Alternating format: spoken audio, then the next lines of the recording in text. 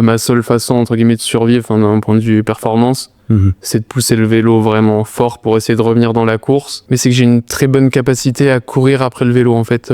Que je cours à sec ou après le vélo, pour moi, ça change pas grand-chose. Autant j'ai pas un naturel dans l'eau, autant je pense que je suis plutôt un coureur naturel. À l'heure actuelle, on parle beaucoup du high carb, ou avec des athlètes qui vont ingérer entre 80 et 120, 150 même pour certains grammes de glucides par heure. Donc nous, en fait, on est sur une autre stratégie où on dit, comme sur Ironman, de toute façon, tu vas avoir un déficit, en fait, énergétique sur ta course. Et forcément, à un moment donné, l'oxydation des graisses, elle va avoir une importance. On préfère ne pas prendre du tout de fructose en disant on va laisser le fonctionnement normal du corps et l'oxydation des graisses se passer au taux le plus important possible. Et du coup, se limiter juste à des injections de glucose via de la maltodextrine. Et en fait, on prend grosso modo 60 grammes par heure. Rencontre aujourd'hui dans Objectif Finisher avec Louis Richard. Louis Richard, ça vous parle peut-être pas, puis j'imagine qu'il a plein d'homonymes, mais quand même, regardez Embraman. C'est lui qui l'a gagné l'année dernière, en 2024. Il gagne le mythique Embraman. Rien que ça. Et pourtant, dans le scope du triathlon, il était pas bien connu parce qu'il s'est mis il y a pas très longtemps. Il vient du monde du cyclisme. Et moi, j'ai le plaisir de partager avec lui une belle conversation. Alors, je suis d'autant plus biaisé dans cette conversation et mes questions que j'ai fait l'Embraman et plusieurs fois d'ailleurs. C'était mon premier Ironman qui m'a fait tant vibrer, qui m'a fait changer radicalement dans ma façon d'être, dans mon état d'esprit, parce que quand on fait une course comme ça vous change quand même radicalement. En tout cas, c'est ce qui m'est arrivé à moi.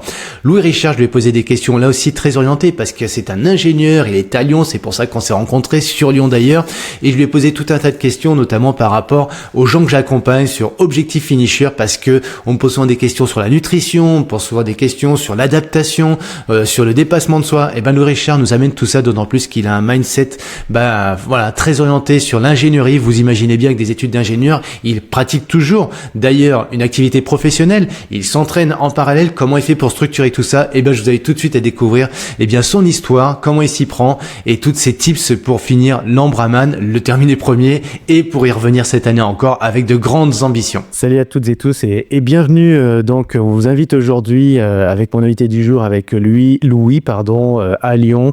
Alors Louis, on va remercier au passage la personne qui nous a connectés tous les deux. Et la vie étant bien faite, c'est quelqu'un qui n'a pas du monde du sport. Tu peux nous dire d'ailleurs? C'est ma tante lors d'un événement GIT, ouais, c'est ça, qui t'a rencontré, qui j'imagine a dû te parler de moi. Et ouais, je la connaissais pas, et puis on commence à discuter avec un partenaire qui m'accompagne sur tout ce qui est adaptation au chaud et au froid avec c'est du textile adapté. Bref, je fais pas leur publicité. Je suis plus intéressé pour parler de toi, Louis, parce qu'en fait, Louis Richard, de ton nom de famille, t'étais pas du tout passé dans mon scope. Alors, comme beaucoup d'athlètes finalement, parce que je sais pas si je te le disais, je suis pas trop le sport d'un point de vue média, mais par contre, en vrai, oui. Donc, rencontrer des personnes, aller à leur rencontre, sur leur terrain de jeu, chez eux. Là, on n'est pas chez toi, j'aurais bien aimé, mais t'es en coloc, un petit peu de monde, et donc on a accueilli au Sofitel à Lyon, à Bellecour. Tu connaissais ici? Le Sofitel, pas du tout. Après, il est très bien placé, il est en face de la piscine, donc c'est très pratique, ouais. Alors, tu t'entraînes comment il s'appelle cette fois? C'est la piscine du Rhône, donc c'est une très belle piscine au centre de Lyon, à l'extérieur. On voit Lyon. Ouais. Ouais. T'aimes bien y nager? J'aime bien y nager, oui. Elle est souvent très chargée, mais c'est ça. Il faut pas y aller quand il y a trop de monde, quoi. C'est ça, ouais. Mais vraiment, ça, ouais, c'est mythique, quoi. Je sais même pas si elle est pas classée au patrimoine de Lyon, mais elle est quand même assez symbolique avec les flammes là-haut, les grandes, bref. Ceux qui connaissent pas Lyon, vous avez déjà vu peut-être ces 3 oreilles flammes là, c'est là qu'il y a la piscine du Rhône. Et donc, Louis Richard, en fait, même si t'avais pas gagné l'Embraman, je t'aurais quand même invité, parce que, comment Tata, elle parlait de toi, il est super et tout, il a fait du vélo à haut niveau, et puis il s'est mis au triathlon, faut le rencontrer, c'est un gars bien. Donc, je suis vraiment très content de t'accueillir sur Objectif Finisher pour parler de ton parcours, ton histoire, ce qui t'a amené sur le triathlon, les formats longs d'ailleurs, t'as 29 ans. T'es à Lyon, t'as fait l'INSA, t'es ingénieur, tu me parlais de process, etc. Donc ça va être intéressant pour ceux qui nous écoutent, parce que dans le tri ou sur du long en tout cas, passer un certain temps d'effort, on aime bien savoir comment gérer sa nutrition, comment gérer sa concentration, comment gérer tout un tas de choses. On va pouvoir explorer ça avec toi, ça te va? Parfait, ouais. Et pour ceux qui te voient sur YouTube, je vais bouger un tout petit peu la caméra, et ils pourront noter que tu as les yeux, ça va mieux quand même. Tu as une marque autour des yeux, tu sors de la piscine, donc tu es habitué à ce qu'on te fasse des remarques autour de tes yeux, non? Qu'est-ce qui t'est arrivé? Pas spécialement, mais au moins vous pourrez noter quand même que je nage régulièrement, contrairement à ce que pourraient indiquer mes récentes performances. Mais... Ouais, ceux qui sont fous de stats. Alors, parmi ceux que je coach, d'ailleurs, il y en a qui vont dire, on va regarder vite tes datas, on va aller voir un peu sur Strava, Louis Richard, qui quand même gagne l'Ambraman en 2024, rien que ça. D'ailleurs, avec beaucoup d'avance sur le deuxième. À peu près 5 minutes, après ça va sur un effort de 9h30. Ouais, c'est quand même pas mal, 5 minutes sur un Ironman. Bon, ça en brun, les écarts sont plus grands, tu fais quoi en moins de 10 heures? 9h30. En 9h30, mais t'es pas loin du record en 9h30. Je suis assez loin du record qui doit être autour de 9h15, 9h13. 9h, ah oui. Mais par contre, le record est... Il y a un gros gap avec la deuxième meilleure performance. Ouais. Genre la deuxième meilleure performance doit être plus haute. Je dis peut-être des bêtises, je parle de tête, mais peut-être autour de 9h25, quelque chose comme ça. Ah ouais, alors tu te tracasses pas avec ça, mais ça me rassure de voir qu'un ingénieur ne retient pas toujours les chiffres. Non, t'as peut-être pas un intérêt particulier sur les chronos. Non, pas spécialement, surtout sur les chronos globaux. Ouais. Par épreuve, je vais te dire assez précisément ce que j'ai fait, mais le global, transition incluse, j'ai moins de focus là-dessus. Ouais. Et ben ça me rassure d'entendre ça, parce que moi je suis pas trop donné, je suis pas trop data, et les chiffres je les retiens pas. Alors ça c'est un autre problème, mais je retiens pas les chiffres. Donc, et par contre 9h30 sur Ambraman, ouais, tu signes une des meilleures perfs quand même. C'est top 3 quoi. Je suis pas sûr. Sur les 4-5 dernières années, c'est à peu près ce qu'il fallait pour gagner. Ah oui. Après, le niveau est en constante augmentation, donc je suis resté... Voilà, si de rester bloqué il y a 10 ans, c'est sûr que t'es à côté. Un peu plus, mais... Mon dernier Ambraman, il va dater de 2013, je crois, personnellement. Donc, tu vois, ouais, effectivement, je suis resté avoir le compteur un peu bloqué. Hein. Et puis, un coucou d'ailleurs au passage... à quelques personnes là qui se reconnaîtront parce qu'il y a Patrick Bringer qui a signé des belles, enfin une partie de l'histoire de l'Ambraman, comme Yves Cordier, tu vois, ça c'est, alors là quand je te dis ça, tu te dis oh là, ça pourrait être tes parents finalement, parce que moi je pourrais être ton père presque. Alors allez, je parle beaucoup, moi j'ai envie de t'entendre toi maintenant, Louis, parce que ouais, donc indépendamment de cette perf, t'as un parcours qui est assez singulier, donc tu viens pas du monde du triathlon, tu viens de raconter ça, t'as 29 ans, t'es né à Lyon?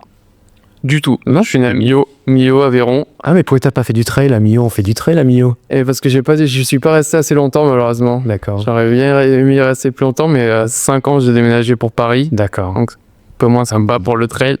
Ah oui. Pour le plein air, faire le plein air aussi. Ouais. Et puis après, je suis venu à Lyon pour mes études. D'accord. Et t'es resté à Paris longtemps, alors? Je suis resté à Paris, jusqu'à mon bac. Jusqu'à ton bac. Et après, tu décides de faire école d'ingénieur. C'est ça, à Lyon. Et pourquoi Lyon d'ailleurs? Parce qu'il y avait l'INSA de Lyon, et parce qu'il y avait une filière sportive de haut niveau qui était reconnue. Et, pour moi, c'était vraiment une évidence. Je voulais continuer à faire du sport et en faire dans de bonnes conditions. Donc le format qu'on veut faire ingénieur, le format prépa, c'était clairement pas pour moi. Je voulais surtout pas ça. Ouais. Et donc c'était une super opportunité de pouvoir venir à Lyon, faire l'INSA, avoir des horaires aménagés, essayer d'équilibrer les deux. Ouais. D'accord. Qu'est-ce qui t'a fait tomber dans la marmite du sport? C'est difficile à dire. J'ai toujours fait. Mes parents étaient pas plus sportifs que ça. Mon père faisait un peu de randonnée à vélo, donc il y a sûrement un lien de ce côté-là. Un peu cycliste du dimanche, quoi. Si je devais résumer la situation. Ouais. Et moi, j'ai commencé comme tout le monde par les sports co, mais j'ai quand même assez vite ressenti une attirance pour les sports d'endurance. Et du coup, le vélo, sûrement par mimétisme par rapport à mon père quand j'étais jeune. T'as regardé le Tour de France à la télé, tout ça, non? Un petit peu, mais pas et ça c'est tout, pas y passer tout le mois de juillet non plus, quoi. Après moi, oui, quand assez rapidement, ouais, j'étais vraiment fan de vélo quand j'étais petit, donc je regardais tout. Ah oui?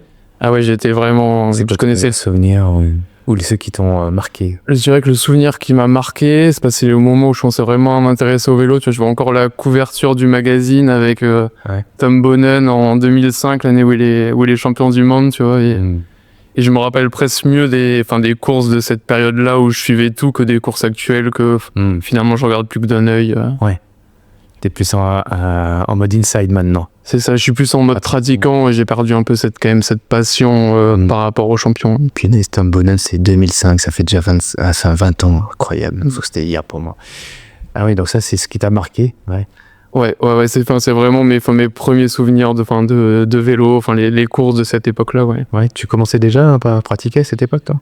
Oui, j'ai dû commencer en club dans ces eaux-là, 2005-2006, ouais, quand j'avais une dizaine d'années. D'accord. T'as fait l'école de cyclisme je suis arrivé assez tard, mais j'ai quand même fait les dernières années d'école de cyclisme, mais moi j'étais déjà assez compétiteur, donc tourner autour des quilles, faire des trucs comme ça m'intéressait pas. Moi je voulais faire des courses.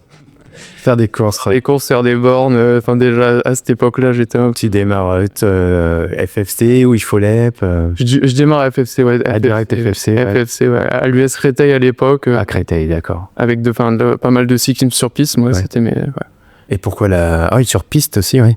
Ouais, parce que c'est un club en fait où il y a beaucoup de pistes, donc je me suis mis à la piste par la force des choses, quoi, mais c'était une bonne école, ouais. D'accord.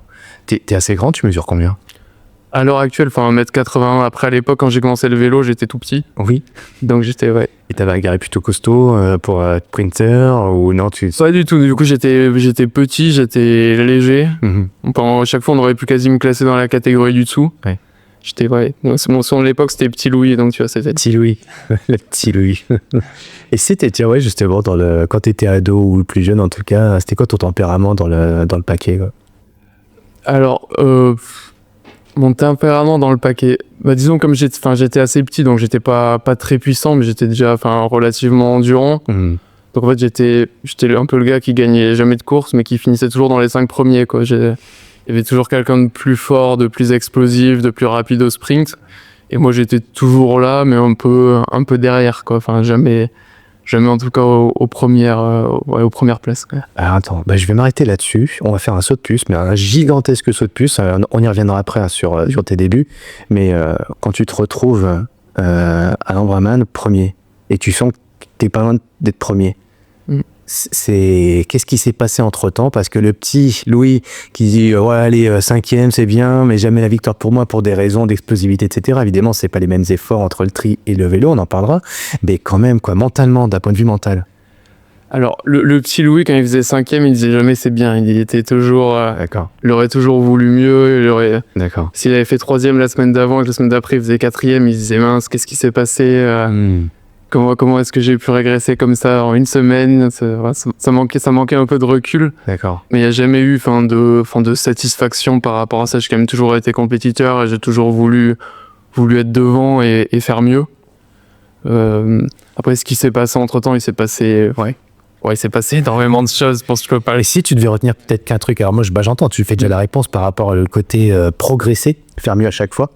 Et finalement, c'est comme ça qu'on se transforme. Quand d'un point de vue mental, on accepte l'idée d'être premier, mais des fois, d'être premier, ça fait peur. Et non, j'ai pas envie de prendre la victoire. Je connais même des vice-champions du monde ou olympiques, hommes, femmes, qui me disent, je leur dis, tiens, vas-y, visualise-toi premier. Ah non, je peux pas entre guillemets me visualiser, j'ai du mal, quoi. Ah bon? Peut-être falloir qu'on travaille là-dessus. Donc toi, comment t'as travaillé sur ces sujets-là, toi?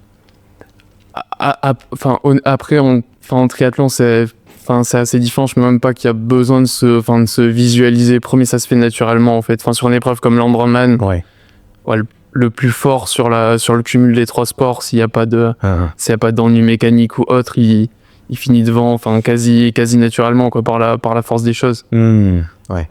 C'est un peu différent par rapport à du vélo où il y a quand même de l'abri, où il y a beaucoup de tactique, où ça peut se jouer à un rien, où du coup ces aspects-là peuvent être plus importants. Là, j'ai envie de te dire, donc bien sûr il y a beaucoup de paramètres qui rentrent en jeu, mais si tu craques pas, c'est quasi mécanique. Il y a ce que tu dis, c'est ton cyclisme, il y a quand même pas mal de paramètres extérieurs, de stratégie, puis en plus le groupe aussi, on n'est pas seul. C'est ça, d'interaction entre les acteurs. Ouais. Et c'est ce qui fait que tu bascules entre le cyclisme et le triathlon, ça justement, ce côté plus maîtriser un peu les process, maîtriser la performance en fait. C'est sûr que c'est quelque chose que je préfère dans le triathlon, si on doit comparer au cyclisme, mais c'est pas ça qui m'a poussé à aller de l'un à l'autre. Honnêtement, ce qui m'a poussé de l'un à l'autre, c'est que j'ai consacré 15 ans de ma vie au cyclisme. J'ai eu l'impression d'arriver au bout de quelque chose. Ouais. Donc je me suis dit, c'est bon, le vélo, j'ai beaucoup donné, j'ai adoré, ça m'a apporté énormément. Ouais. Mais maintenant, j'ai, entre guillemets, plus rien à faire dans ce monde-là. Et du coup, après, tu te dis, bah, qu'est-ce que je vais faire après? Après, pour moi, continuer le sport d'endurance, c'était une évidence, ça a toujours été ma passion. Ouais, l'endurance. Donc, c'était une transition qui était assez logique pour moi. Enfin, j'avais même un peu planifié d'avance. Je savais, 2-3 ans avant d'arrêter le vélo, je savais qu'au moment où j'arrêterais le vélo, je ferais du triathlon. D'accord. C'est-à-dire, quand tu dis 2-3 ans avant, t'as quel âge? J'ai 23 ans peut-être. Ouais. D'accord. Donc c'est pendant tes études d'ingé, même à la fin d'ailleurs. C'est ça, sur la fin. Après, en fait, sur mes dernières années de vélo, j'ai été toujours un peu indécis.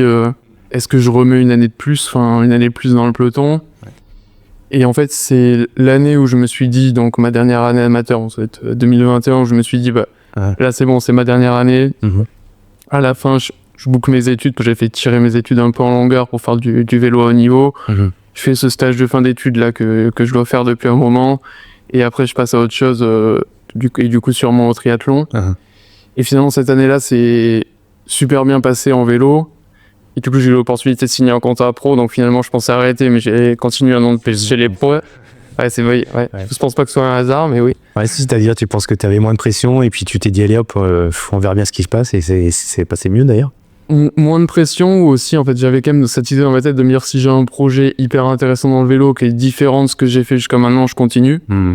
Et je pense qu'au fond de moi, j'avais envie de continuer. Et du coup, par la force des choses, des fois, c'est un peu quand t'es dos au mur c'est ça. Qu'il y a des choses qui se débloquent. Et c'est vrai que du coup, ma dernière année amateur en vélo, il y a plein de choses qui se sont débloquées, plein de choses qui se sont alignées. J'ai fait des performances que je pensais jamais être capable de faire. Uh-huh.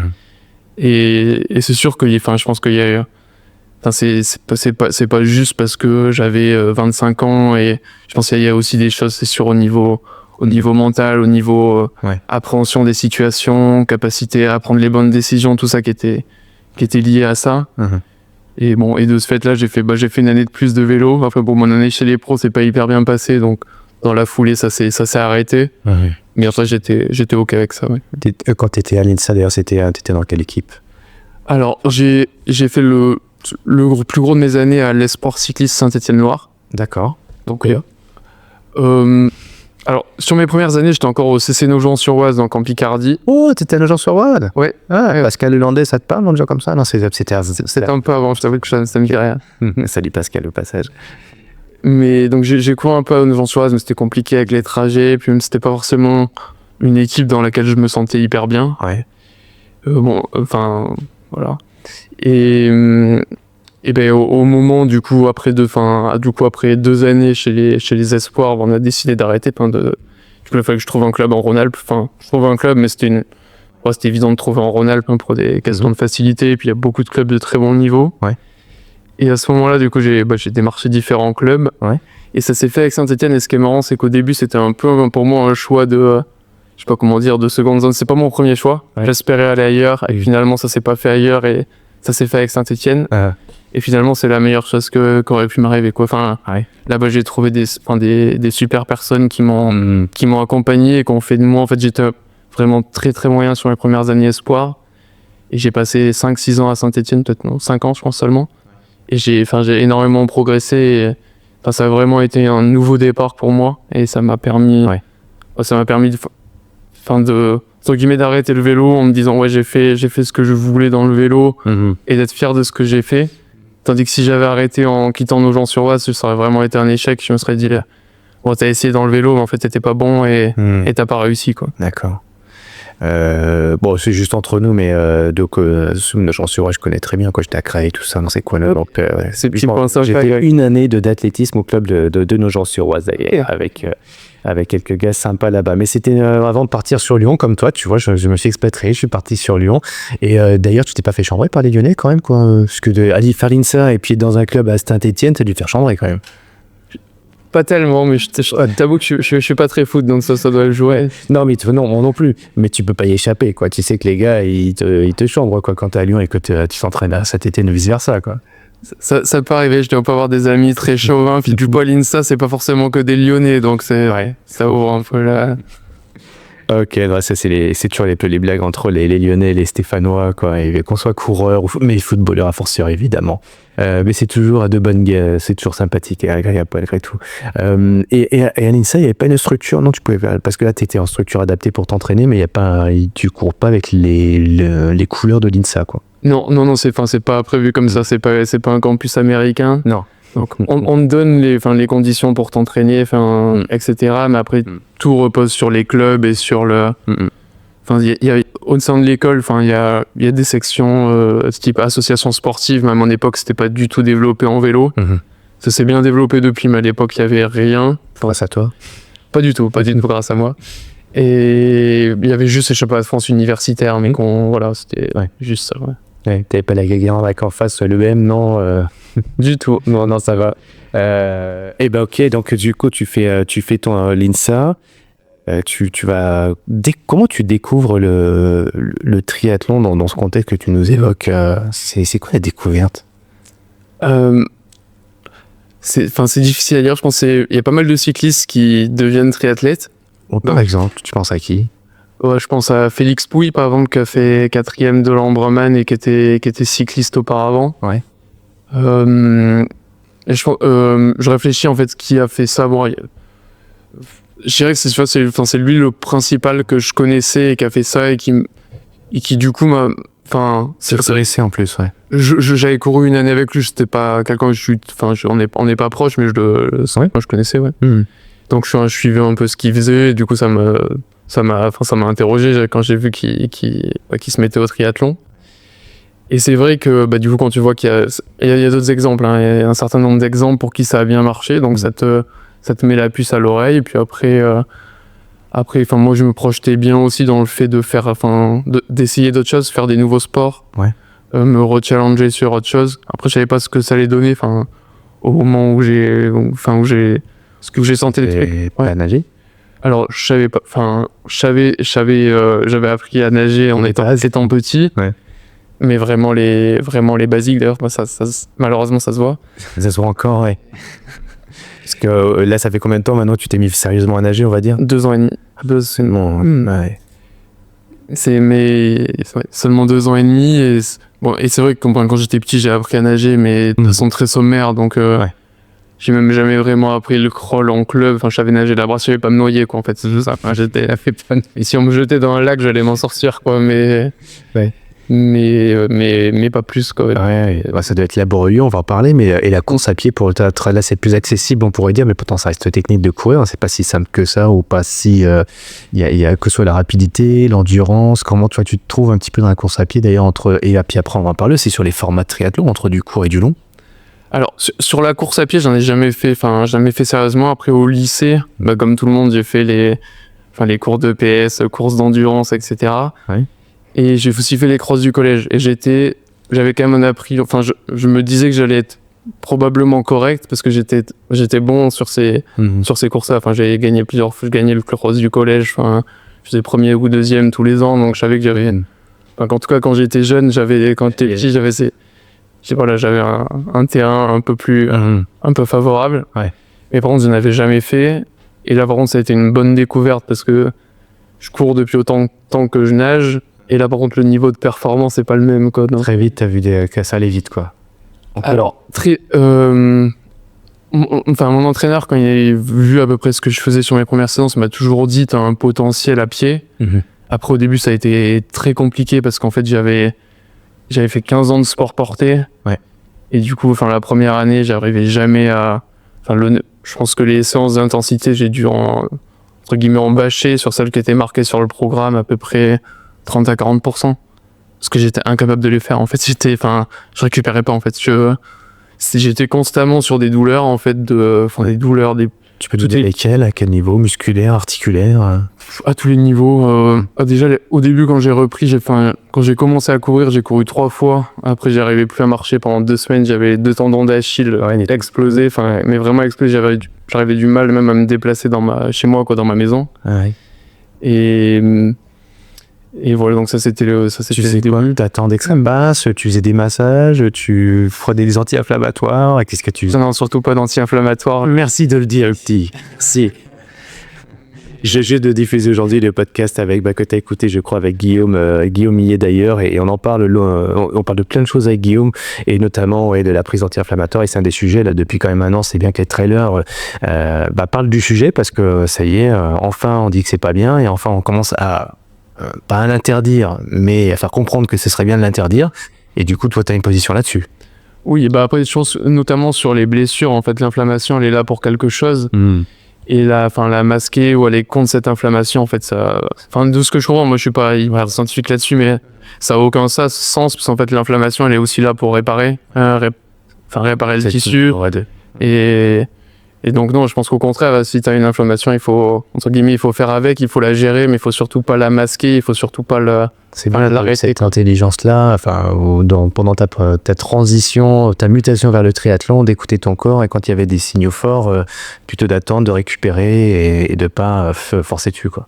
Il y a un aspect comme ça, oui, où il faut quand même faire attention, mais du coup, moi, venant du vélo, j'étais trop précautionneux, parce qu'en fait, en vélo, dès que tu as une douleur, si elle s'installe, t'es mort.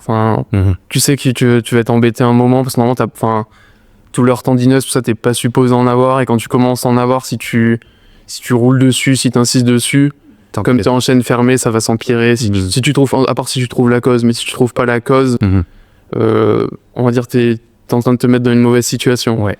À pied, c'est très différent, ça j'ai mis un peu de temps à le comprendre, et avec mon entraîneur, on s'est pas mal... C'est qui ton entraîneur ? C'est Carol Ispi. Qui était à quel club maintenant ? T'es à quel club ? Il a sa structure KS Endurance. KS Endurance, ok, d'accord. Carol Ispi Endurance, oui. D'accord.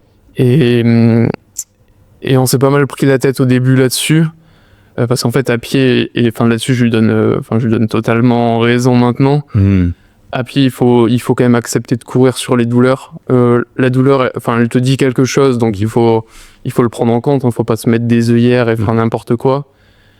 Mais si tu cours pas sur tes douleurs, si tu fais pas avec, elles passeront jamais. Alors justement, on va rester un tout petit peu là-dessus. Comment toi, tu arrives à décrypter ces informations que t'envoie ton corps et à dire, là, celle-ci me fait dire que je dois prendre un peu de la respecter et même alléger, voire même arrêter, ou à l'inverse, non, celle-ci, cette douleur-là, que cette sensation-là, on va dire, non, je sais qu'elle fait partie de la normalité parce qu'il y a une adaptation. Alors, est-ce que tu mets au niveau tissulaire, au niveau musculaire, articulaire ? Comment tu arrives à ressentir ça, toi ?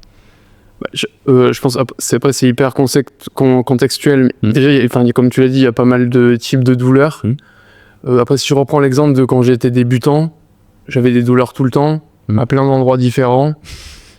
Mais d'un côté, je pense j'étais dans une phase d'assimilation, en fait, d'assimilation des contraintes mécaniques. Ouais. Donc il fallait courir dessus.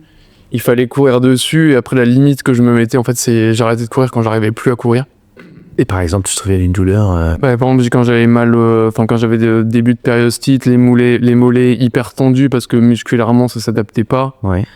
Je courais, puis après à un moment donné, souvent j'arrivais plus à courir. C'était comme si je restais planté dans le sol, quoi. Donc dans ces cas-là, j'arrêtais, je rentrais en marchant. Des fois, séance piste, VMA. Je fais jamais de piste, mais même sur des séances, sur des footings, même des fois je partais faire un footing. À l'époque, je travaillais assez tôt, je partais hyper tôt le matin pour courir. Ouais. Je courais une borne, et j'essayais, et puis je ressentais que j'arrivais plus, du coup je m'arrêtais, je rentrais chez moi à pied, et puis je me disais, on réessayera demain ou après-demain, quoi, selon quand c'était prévu. Donc bon, après ça, c'est bien sûr, sur le moment, c'est des situations qui sont frustrantes. Après, maintenant je le prends avec beaucoup plus de recul, et je pense que même maintenant, sur la gestion des petites douleurs que je peux avoir, j'ai plus de recul, plus de détachement, parce que du coup il y a eu cette expérience où j'ai vu déjà cette phase d'assimilation, petit à petit ça allait de mieux en mieux, j'ai pu passer plus de séances, avoir du coup moins de douleurs. À l'heure actuelle, je cours avec très peu de douleurs, mais de ce fait-là, s'il y en a une qui apparaît, je vais la prendre beaucoup plus au sérieux que quand j'étais débutant, en fait, où j'avais plein de douleurs d'assimilation parce que j'étais niveau 0, et fallait que ça passe, fallait que les tissus s'adaptent. Aujourd'hui, si je suis sur des volumes relativement stables ou en phase de prépa, tout à coup il y a quelque chose qui apparaît, ça va plus m'inquiéter parce que ça va me mettre la puce à l'oreille de me dire pourquoi est-ce que c'est apparu, est-ce que c'est inquiétant, est-ce que ça allait pas. L'an passé, j'avais une douleur au tibia assez assez marqué tout à coup. Enfin, Ouais. que j'avais fait Ironman Lanzarote, j'avais repris, c'était 3-4 semaines après en remettant les intensités. Et ça ressemblait à une douleur osseuse.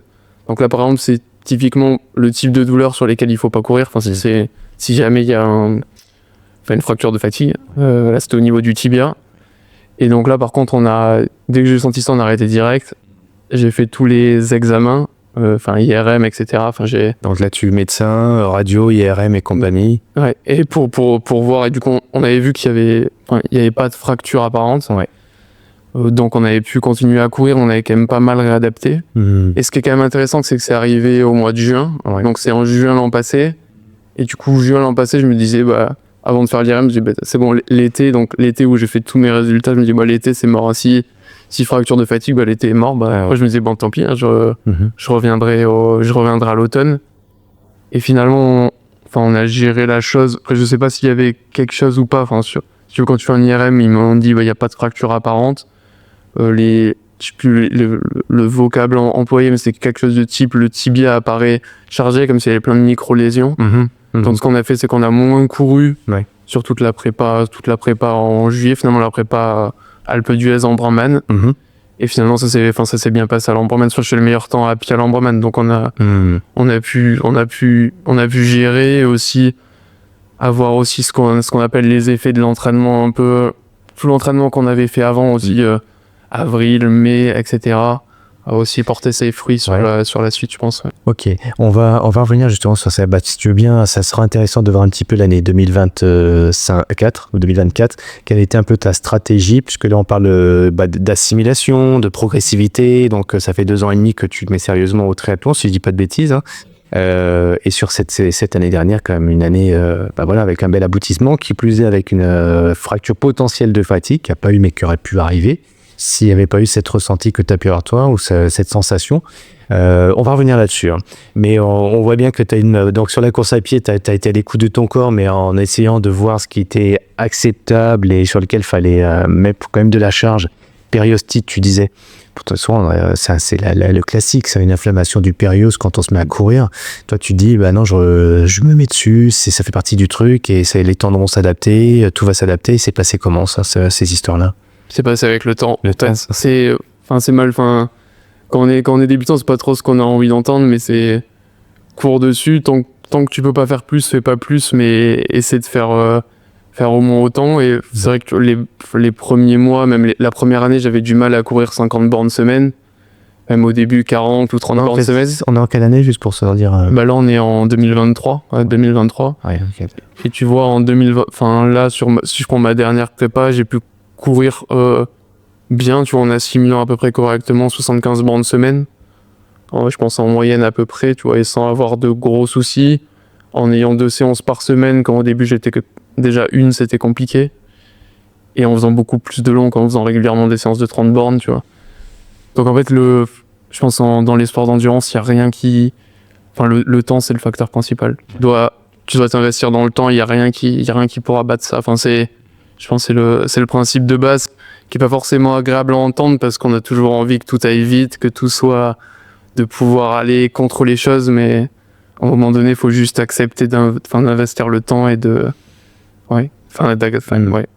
Alors oui, j'entends ce que tu dis, mais ceux qui t'écoutent là, allez, je fais un coucou à Romain quand même. Romain que j'accompagne sur l'aspect plus mental, et lui, il aurait 36 000 questions à te poser, j'en suis sûr. Donc Romain, sois rassuré, je vais pas poser toutes les questions que tu aimerais que je pose à Louis, mais Louis, est-ce qu'on peut te contacter? Est-ce que c'est possible d'avoir un échange avec toi, si on veut savoir un peu plus sur toi et comment on fait d'ailleurs? Petite parenthèse.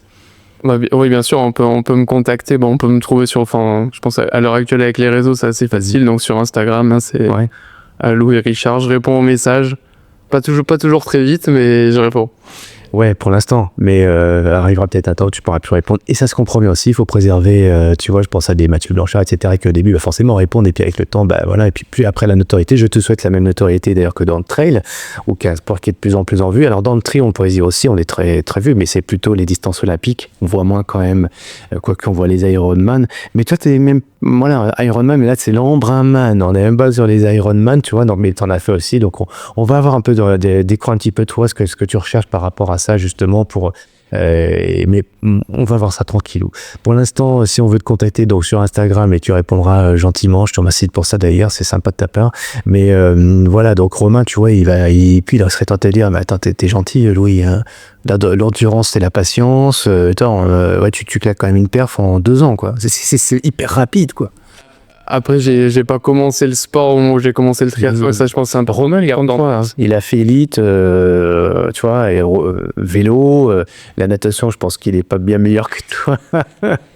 Mais sur la course à pied, tu vois, et ça, pour moi, c'est un vrai deal avec lui. C'est à un moment donné, et j'espère que cet échange entre les deux va contribuer un petit peu à casser un petit peu, tu vois, les fausses croyances qu'on peut avoir, parce que des fois, par rapport à ce que tu dis, bah oui, j'ai une douleur temporisée, et finalement, j'ai peut-être pas les niveaux que je pourrais espérer avoir. Quand bien même j'ai le cardio, quand bien même quand j'étais gamin, je gagnais les crosses de collège, etc. Ouais, mais quand même, on n'est pas dans le même univers. Toi, tu fais un effort qui est 2 fois, voire 3 fois plus long par rapport à ce que tu faisais avant, si on prend la durée totale, avec la natte avant qui te prend beaucoup de jus. Hein, quoi. Un Ambraman, tu finis même pas dans le top 100. Mais tu gagnes à la fin. Waouh. C'était ma meilleure natte, hein. C'est celle dont je suis le plus fier en natte. Ouais, donc on voit encore le potentiel de progression incroyable qu'il peut avoir, mais quand même c'est fulgurant, quoi, ton résultat d'Ambraman. T'as dû te le dire derrière, mais il sort d'où ce gars-là?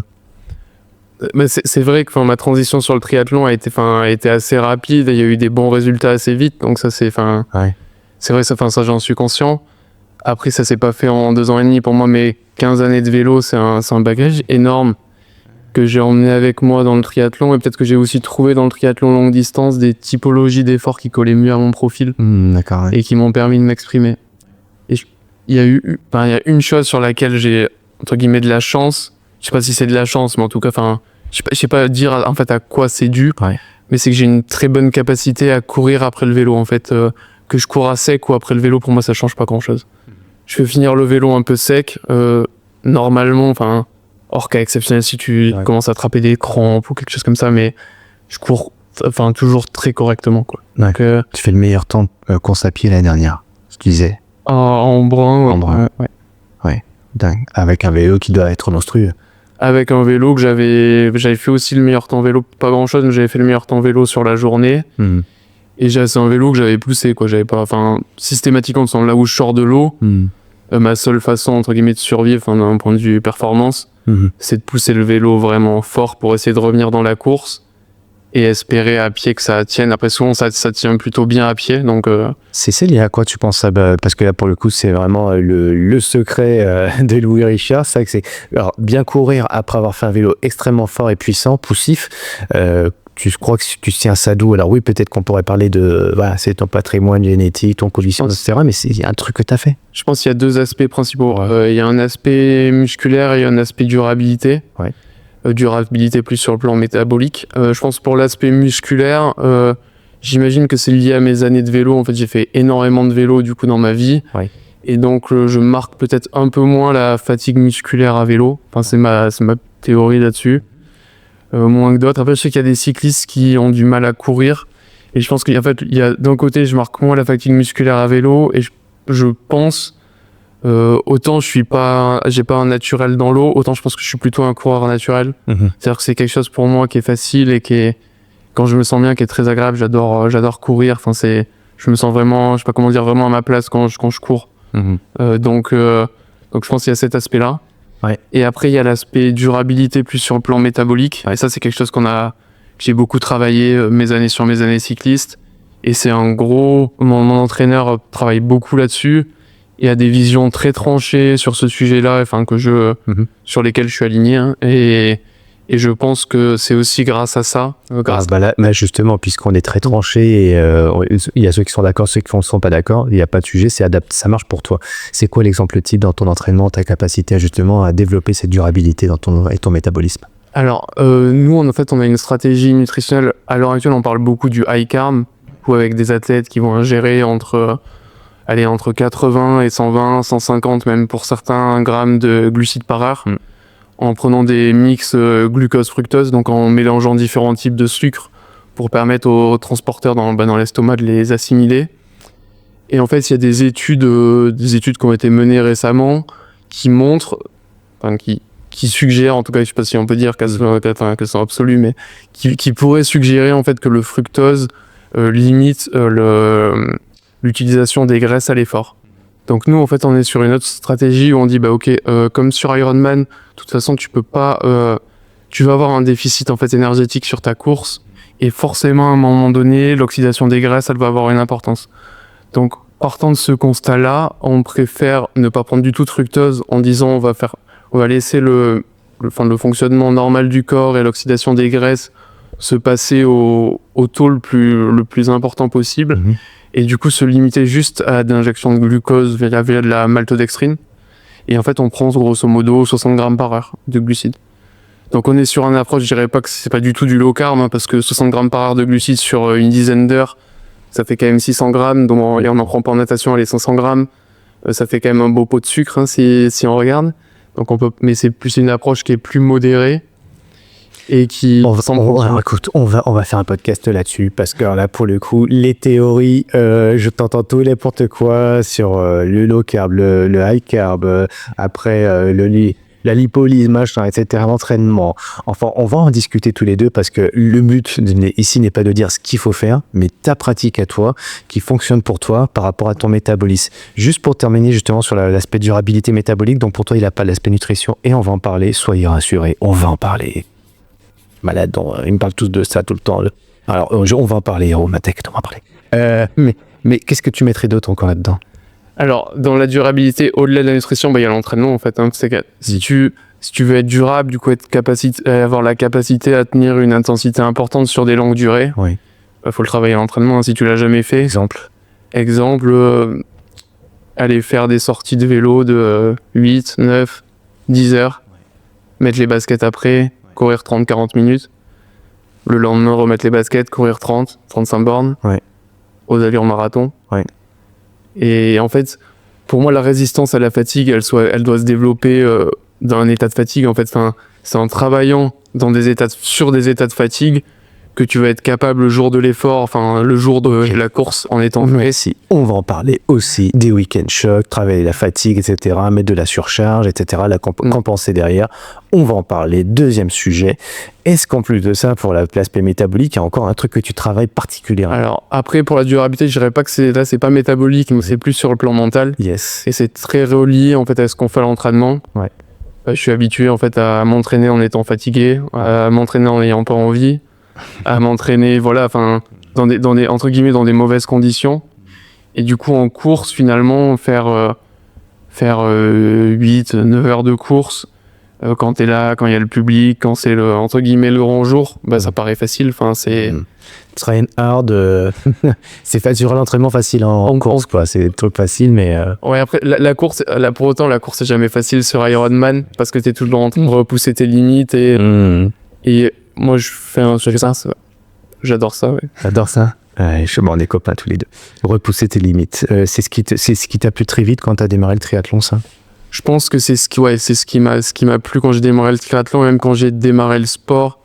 C'est quelque chose qui m'a obsédé. Même l'aspect presque, quand je voyais des courses de vélo, ce qui me faisait rêver, c'est quand je voyais les coureurs qui étaient dans cette image-là, en tout cas, qui renvoyait d'être au bout de l'effort, d'aller au bout de ce qu'ils peuvent donner. Et c'est vraiment quand j'étais petit, là, quand j'avais 10 ans, ce qui me faisait rêver. Et c'était aussi, du coup, les états dans lesquels j'avais envie de me pousser, quoi. Sachant que tu sentais qu'il fallait travailler pour ça, quoi, toi. Je savais qu'il fallait travailler pour ça, et du coup, j'étais hyper motivé pour travailler, même quand j'étais, du coup, très jeune. C'est hyper guidé, ma question. Elle est nulle, mais quand même. Désolé à poser comme ça, mais oui, voilà. J'aurais pas dû la poser comme ça. C'est pas très fin. Mais, parce qu'en fait, je pose la question par rapport à moi. Je m'envoie, pareil, avec tous mes seuils tu vois, je suis au taquet, quoi. Et je suis loin derrière les premiers, quoi. Je me suis dit, en travaillant, peut-être que je vais y arriver. Et finalement, ils y arrivent. Pourquoi pas moi? Alors, ça a pris beaucoup de temps pour moi. Hein. Toi, ça a pris 2 ans, en tout cas, dans le triathlon. Mais avant, tu l'as bien dit. Et je te respecte énormément pour ça, parce qu'avant, il y a tout ce que tu as fait à vélo, évidemment, et tout ce que tu as fait aussi en tant qu'ingénu. En quoi, d'ailleurs, les études de l'INSA t'ont permis de progresser dans ta pratique sportive de façon générale? Alors, déjà, dans un premier temps, parce qu'elles m'ont permis de continuer le sport. Je pense que pour moi, faire que du sport sorti du lycée, c'était pas une option. Ok. Après, à l'époque, c'était pas la tienne ou pas celle de tes parents? C'était pas celle de mes parents et c'était pas la mienne non. Pareil. Parce qu'en fait, chez les juniors, j'étais pas. Moi, je courais au niveau national. Il j'étais champion de France, mais c'était de poursuite par équipe et j'étais entre guillemets le plus mauvais de l'équipe. Donc voilà, j'avais des petits résultats et je courais au niveau national, mais j'étais loin d'être un des meilleurs. Donc pour moi, il n'y avait pas de carrière pour moi dans le sport, quoi, dans le cyclisme. Ouais. Par contre, c'était ma passion et j'avais envie d'aller au bout des choses, dans ce monde-là. Ouais. Bon, déjà, l'INSA m'a permis de continuer en me disant, j'assure un avenir professionnel et je m'ouvre aussi sur autre chose que sur le sport. Ouais. Du coup, déjà là-dessus, ça a été un gros plus. Et après, je pense que c'est un secret pour personne que le fait d'être ingénieur, il y a énormément d'ingénieurs dans le triathlon et dans les sports d'endurance. Je pense que c'est un vrai atout et la façon de penser, la façon d'envisager, la façon de résoudre les problèmes, la façon d'apprendre les situations avec l'état d'esprit qu'on nous inculque dans ces écoles-là. Je pense que c'est un vrai atout. Hein. Problème, solution. Ouais. Se concentrer sur, après c'est un peu un mix avec la prépa mentale, mais se concentrer sur ce que tu peux contrôler, qu'est-ce que je peux contrôler, avoir un esprit assez analytique. Ouais. Aussi dans les situations compliquées, garder la tête froide et garder toujours ce côté analytique et réfléchi. Ouais. Et après, je pense que ça m'a aussi apporté en triathlon parce que faire des études et du sport en même temps, c'est quelque chose qui est pas facile. C'est quelque chose qui est pas facile, qui demande beaucoup d'organisation, qui demande beaucoup de volonté. Donc aujourd'hui, j'en suis toujours un peu au même cas. Je peux pas faire que du sport parce que actuellement, j'en ai pas la possibilité. Donc je travaille à côté. Et du coup, cette rigueur-là que tu as développée en école, elle te sert toujours aujourd'hui. C'est pareil, je suis sur un double projet ingénieur qui travaille, sportif de haut niveau. Ouais. Et finalement, c'est la continuité du projet que j'ai mené en école. Ouais. T'es aidé aujourd'hui au niveau partenaire ? Très peu, mais financièrement. Financièrement, très peu. Très peu. Ouais. Très peu. En fait, si j'avais une personne, une structure à remercier, c'est mon club actuel, Monaco. L'AS Monaco Triathlon. Tu es depuis le début à l'AS Monaco ? Je les ai rejoints après ma première course en triathlon. Oui, ils étaient présents, ils m'ont proposé du coup de les rejoindre. Ils t'ont vu ? Ils m'ont vu, ils connaissaient mon entraîneur, donc ça a bien aidé. Mais ils m'ont vu, ils m'ont proposé de les rejoindre et c'est vrai que je suis très reconnaissant de ce qu'ils ont pu m'apporter dès le début, en fait, pour m'aider dans cette pratique-là qui est quand même qui coûte très cher. Mais après, à côté, j'ai rien de plus. Et j'ai envie de dire c'est un peu ma faute, parce que à l'heure actuelle, ça repose beaucoup sur la communication, beaucoup sur les réseaux sociaux. Moi, à ce niveau-là, je suis à zéro. Je m'investis pas dedans. C'est pas mon monde, c'est pas mon truc. C'est toi ton propre partenaire, en fait. Et du coup... C'est toi qui finance. En fait, ce qui me finance à l'heure actuelle, c'est mes performances. Et c'est les prize money sur les courses. Et tes prize money. Donc, je dois aussi remercier les organisateurs comme ceux de l'Ambreman, qui mettent quand même en place du coup des prize money qui sont conséquents et qui du coup permettent aux athlètes performants ensuite de financer la saison qui suit. Et du coup voilà, il y a pas mal de belles organisations comme ça, que ce soit l'Alpe d'Huez, que ce soit Gérard Armé qui propose des beaux prize money. Et du coup au moins si t'es performant, t'es récompensé et dans la foulée tu peux construire là-dessus pour construire ta performance. Ouais. Mais c'est sûr que ça reste très précaire parce que forcément la performance c'est c'est toujours compliqué de tout mettre bout à bout pour finir sur les podiums. Ouais, bien sûr. Puis on peut pas tous les enchaîner non plus. Faut faire des sélections. Et puis là, tu parles d'épreuves en France. Puis il y a aussi après toi qui vas à l'international, tu reviens de Nouvelle-Zélande d'ailleurs là pour un Ironman. C'était un Elf ou c'était un... C'était un Ironman. Non, j'aurais pas fait le déplacement pour un Elf. C'était un Ironman. C'est joli la Nouvelle-Zélande, c'est loin. Et du coup, je voulais faire un petit crochet là-dessus quand même parce que oui, t'as fait. Donc du coup, quand tu fais l'INSA, ça se fait en une année de plus, c'est ça, comme c'est un double cursus, non ? Une année de plus, t'es gentil. Non, c'est au premier cycle en fait qui se fait normalement en 2 ans. En fait, l'INSA, c'est une école qui se fait normalement en 5 ans avec une prépa intégrée de 2 ans généraliste. Donc là, il y a une classe sport-études qui fait les 2 premières années en 3 ans. Ouais. Donc on est une classe, on reste les 3 années ensemble et on fait ce qu'on appelle ce tronc commun. Ouais. Et ensuite, on est ventilé dans les départements, selon nos choix, selon des histoires de classement, de notes, etc. Et à ce moment-là, on réaménage ou pas, selon ce qu'on souhaite. Donc normalement, le département, c'est en 3 ans.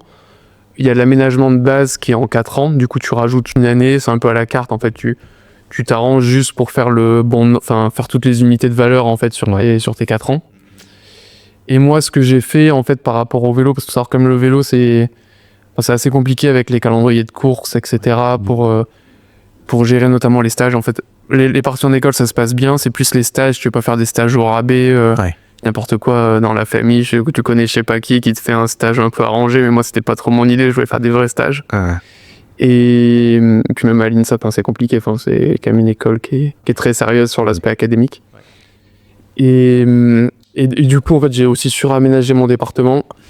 Et je suis en train de réfléchir, mais je l'ai fait en 6 ans. Parce qu'en fait, j'ai fait pas mal de demi-années sabbatiques. Où en fait, je faisais juste le stage. En fait, c'était une question par rapport aux cours. Les cours tombaient à un certain moment. Donc, si je voulais faire mes stages l'hiver, j'étais obligé de prendre des demi-années sabbatiques. Et moi, ça m'allait très bien. Ça me permet de me concentrer beaucoup au sport. Et aussi, du coup, on parlait aussi de m'intéresser à différents sujets liés à la performance, de me laisser du temps, en fait, pour me pencher là-dessus, pour prendre du temps. Parce que c'est vrai que sinon, entre les cours, l'entraînement, t'as vite fait d'être surbooké, finalement d'avoir assez peu de temps pour prendre du recul sur ta pratique, sur qu'est-ce que tu pourrais mieux faire, etc. Ouais. On sent que par rapport au monde du cyclisme, on est assez... on n'est pas cocooné, mais quand tu vois les cyclistes pros, pour en avoir podcasté un certain nombre et les connaître aussi, ils ont tout l'écosystème de la performance et puis ils consomment, quoi. Pas tous, hein. Mais globalement, le système contribue à ça. T'es dans une équipe pro, t'es dans une... Voilà, et en gros, vas-y, t'as tout. Prends. Sans trop te poser de questions. Ça t'a fait sourire. Toi, tu te posais des questions ?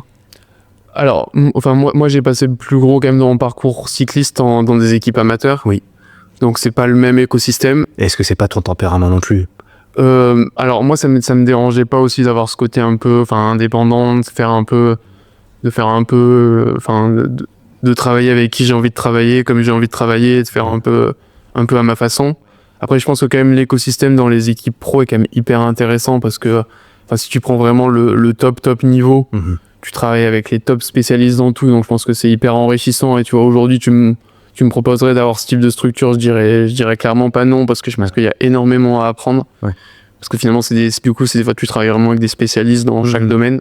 Mais en tout cas, alors, toi, on sent bien chez toi dans ton tempérament que même si tu as tout le dispositif en face de toi, des personnes expertes, etc., on a vraiment le sentiment, c'est ce que ça me donne comme ça, tu me dis ton ressenti par rapport à ça, hein, de vouloir comprendre, de vouloir pas, ok, je prends ce qui existe, mais par contre, je vais pouvoir aussi avoir le niveau de compréhension sur ce que je fais, ce que j'intègre, et voir dans quelle mesure c'est bon ou c'est pas bon, et avoir une certaine forme, entre guillemets, d'intelligence rationnelle, personnelle et spécifique dans cette évolution.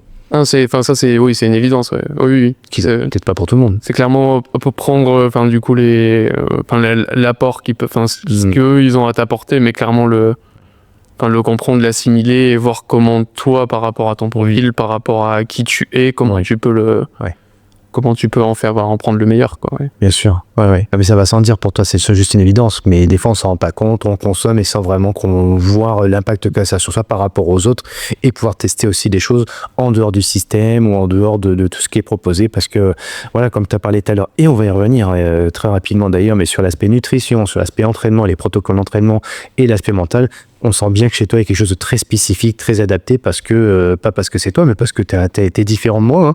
T'es différent de tous les autres, et donc il faut bien trouver ce qui correspond à toi. Donc chez l'INSA, tu prends le temps. Déjà là, on sent que tu prends le temps et que tu pas griller les étapes pour avoir ton diplôme. T'as eu ton diplôme? J'ai eu mon diplôme en 9 ans. Oui, j'ai eu mon diplôme. T'as fini par l'avoir. L'an passé, j'ai eu la remise des diplômes l'an passé, donc j'ai bien mon diplôme. Ouais. On sent tel pas là pour le coup. Effectivement, là, je rejoins le truc. C'est à 28 ans, t'es diplômé de l'INSA. Oui, c'est ça.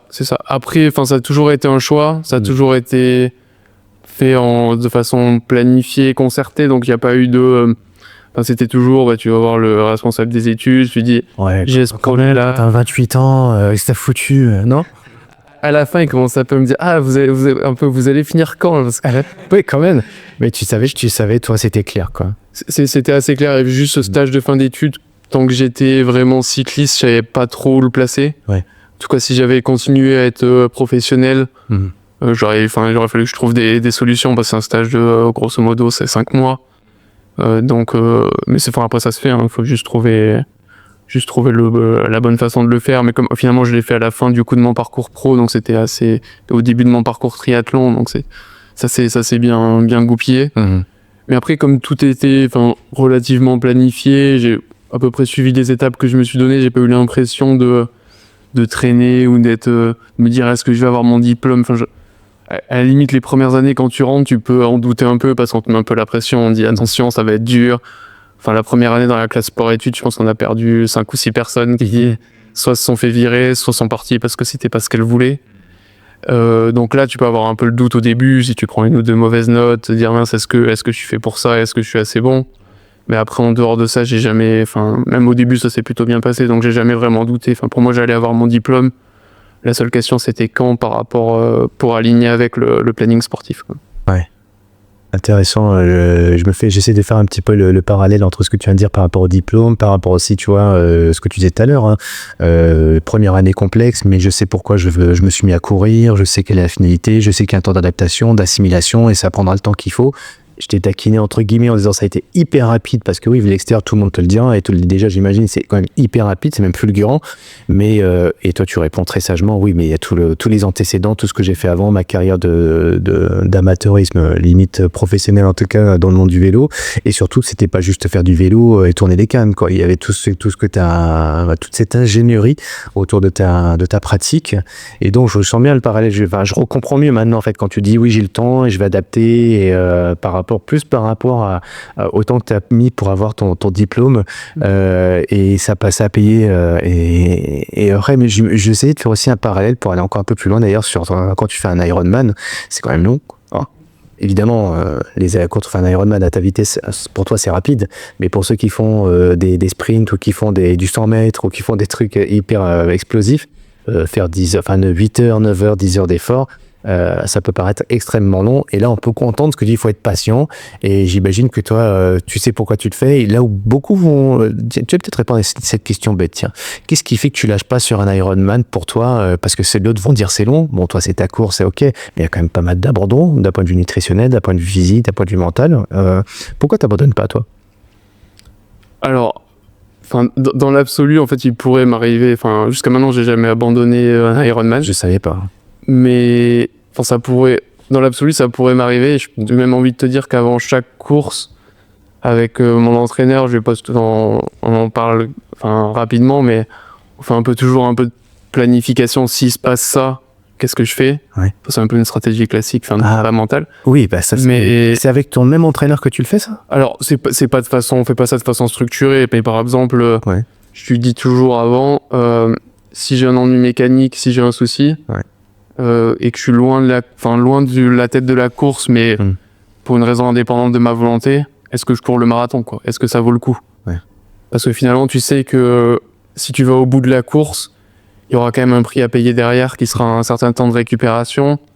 Et selon le placement de la course dans la saison, des fois, ça peut être plus intelligent d'abandonner dans ce cas-là. Ok. Pour en revenir plus vite. C'est avec Caroline que tu as cette discussion-là. Oui, de toute façon, en fait, à l'heure actuelle, mon encadrement de la performance, c'est principalement Caroline, depuis que j'ai commencé le triathlon. Sur les 3 sujets, hein, ce que tu as défini, je vais les mettre dans ton ordre. Nutrition, entraînement et mental aussi. Alors, pas forcément. Après, il y a pas mal de choses aussi. C'est moi, c'est mon passif, c'est mes connaissances perso. Je sais que par exemple, tout l'aspect approche, prépa mentale, tout ça, lui, il est pas hyper calé. C'est pas sa passion. Lui, c'est plus la physiologie. La physio. Donc voilà. Après, sur l'approche nutrition en course, ça, c'est 100% lui qui m'a mis sur cette voie-là, et je le remercie parce que pour moi, ça fonctionne bien. Ouais. Et j'aimerais pas forcément revenir à ce qu'on faisait avant. À savoir que, en 2023, par exemple, on était sur une stratégie high carb, donc on est passé de l'un à l'autre totalement. Il a changé tout son groupe d'entraînement là-dessus, donc c'est aussi assez courageux parce que tu prends des risques quand tout le monde fait quelque chose et que tu décides de faire différemment. Si tous tes athlètes qui se préparent 20, 25, enfin pas tous, mais du coup tous ceux qui font du haut niveau, même les autres qui se préparent très sérieusement par rapport à leurs autres contraintes, tous commencent à se foirer sur les compétitions, tu le prendras sur toi. Donc ça reste courageux. Après, on a testé aussi avant à l'entraînement. Ouais, sûr. Et ça, pour nous, ça fonctionne bien. Donc voilà. Et oui, du coup, il a un aspect forcément qui est assez central dans mon parcours en triathlon. Après, on dit souvent, on attend souvent des athlètes dire je dois tout à telle personne qui est mon entraîneur, etc. Alors moi, ça me fait toujours sourire. Je dois beaucoup à plein de personnes que j'ai rencontrées, notamment en triathlon à Caroline, parce qu'il m'a apporté énormément. Et ce que je lui dis, c'est que si ça avait pas été avec toi, ça aurait été différent. Mais d'un autre côté, je pense qu'il faut quand même rééquilibrer la balance et on se doit aussi beaucoup de choses. À toi? À soi-même. Et je sais qu'aussi une part de des réussites que j'ai pu avoir est aussi liée aux choix que j'ai pu faire tout au long de mon parcours, et que tu peux, il y a plein de personnes qui t'aident, mais au final c'est au moment où il faut se jeter dans l'eau, c'est toi au départ de l'Ambraman, au milieu des 1000 autres personnes, c'est toi qui dois faire les choses. Il y a personne qui va venir monter l'Isoire à ta place ou finir le marathon correctement. Voilà, tu vas pas lui passer ton dossard et voilà. C'est bien d'avoir de la gratitude pour soi.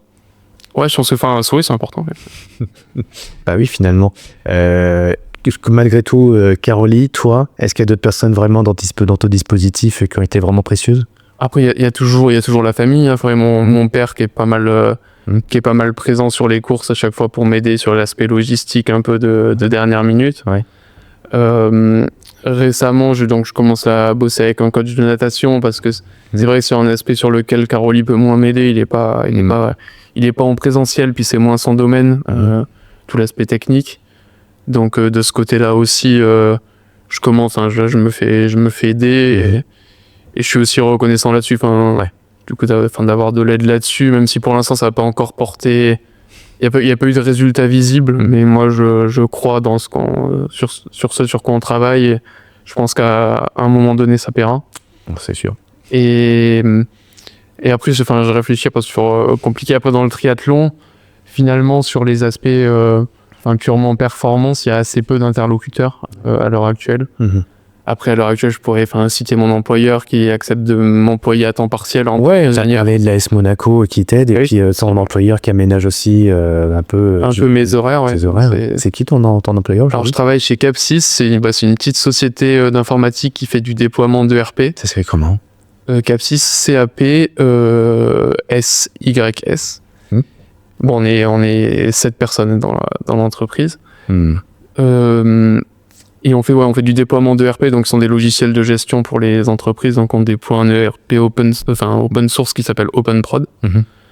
Donc voilà, et c'est vrai qu'à ce niveau-là aussi ça m'aide, parce qu'en fait l'an passé j'étais dans un questionnement. En fait, j'ai arrêté un travail que j'avais. J'étais responsable de production en usine chez Luxicle. Ouais. Mais par contre c'était un travail qui était très compliqué. En fait, j'ai commencé ça dans la foulée de mon stage de fin d'études. J'ai commencé ce travail-là là où j'avais fait mon stage de fin d'études. Et c'est un travail qui était, du coup, en même temps que je débutais le triathlon, donc je savais pas trop ce que ça allait donner en triathlon. J'avais pas fait, avant d'accepter le poste, j'avais pas encore fait une seule course. Ils t'ont filé un vélo? Ils m'ont pas filé de vélo. Ils m'ont pas filé de vélo. Et après, les conditions de travail, c'est les conditions de travail en usine. T'es responsable de production. La prod démarre à 7h30, t'es là à 7h30. Ouais. T'es là toute la journée, quand tu peux prendre de pause à midi parce que les opérateurs, ils ont 20 minutes de pause, donc tu peux pas les t'entraîner. C'était un métier quand même plus dynamique en termes de posture. Alors oui, c'était un métier où du coup t'es pas mal debout, tu te balades dans l'usine, ouais, c'est un métier qui est assez dynamique. Là, t'es plus assis, t'es derrière un écran. C'est ça. C'est mieux? C'est moins bien? Je dirais que c'est différent. Je pense que c'était pas un souci d'un point de vue sportif, toi, d'avoir un métier dynamique où t'es debout, où tu te balades, où tu te balades, où tu vas d'un endroit à un autre dans l'usine, tu regardes, tu parles avec tu parles avec des gens qui sont en train de travailler, et tu fais des observations, etc. Ça me dérangeait pas, et je pense que c'était pas un problème pour la performance. Le vrai problème, c'est que c'était hyper...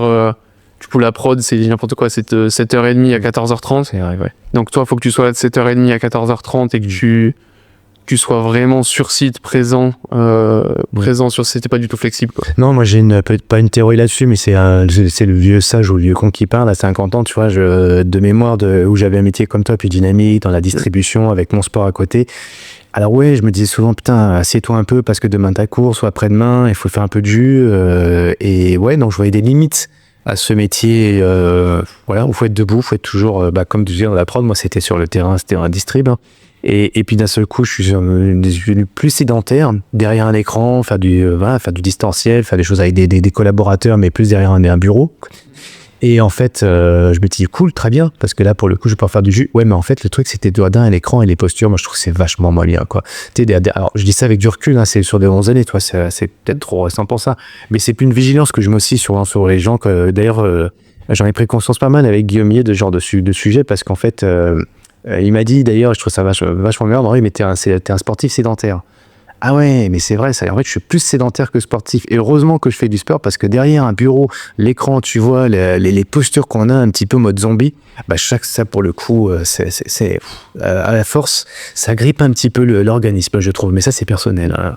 Ah, mais je te rejoins plutôt là-dessus, puis c'est pas le niveau d'activité, enfin, t'es pas non plus à charger des palettes ou à faire de la manutention, enfin, sur un chantier, quoi. Moi, quand j'étais responsable de production, tu vois, c'était assez light, donc c'était pas de l'activité physique qui fatiguait, c'est pas rester debout pendant 1 heure ou 2 heures qui va te fatiguer si t'es... Enfin voilà, je pense qu'on peut remettre l'église au centre du village. Je pense que t'es capable d'assimiler ça si t'es capable de passer une vingtaine d'heures d'entraînement par semaine. Après, pour le côté sédentaire, c'est vrai que du coup, bosser derrière un PC, position fixe, etc., ça peut paraître pas l'idéal. Après, dans l'absolu, je dirais que la stratégie, c'est boire beaucoup, comme ça tu restes hydraté, t'as besoin d'aller souvent aux toilettes. Très bon réflexe. Comme ça tu te lèves à la toilette. Ou juste essayer de se lever toutes les heures et demie, je pense que c'est ce qui est conseillé. T'es vigilant là-dessus? Je pense que ça se fait naturellement. En fait, souvent, de toute façon, je m'entraîne le midi, donc déjà, ça fait un moment où je bouge en journée. Je vais travailler en vélo, je rentre en vélo. Enfin, en vélo de ville, hein, le classique. Mais du coup, c'est quand même une dizaine de bornes de vélo, donc ça prend bien 30-35 minutes. Et comme je dis, je bois pas mal du coup posé derrière mon PC, donc je bouge aux toilettes, hop, un petit café, et puis finalement... Café pas après 2 heures. Hein. C'est ça, on évite en fin de journée pour essayer de bien dormir la nuit. Ouais.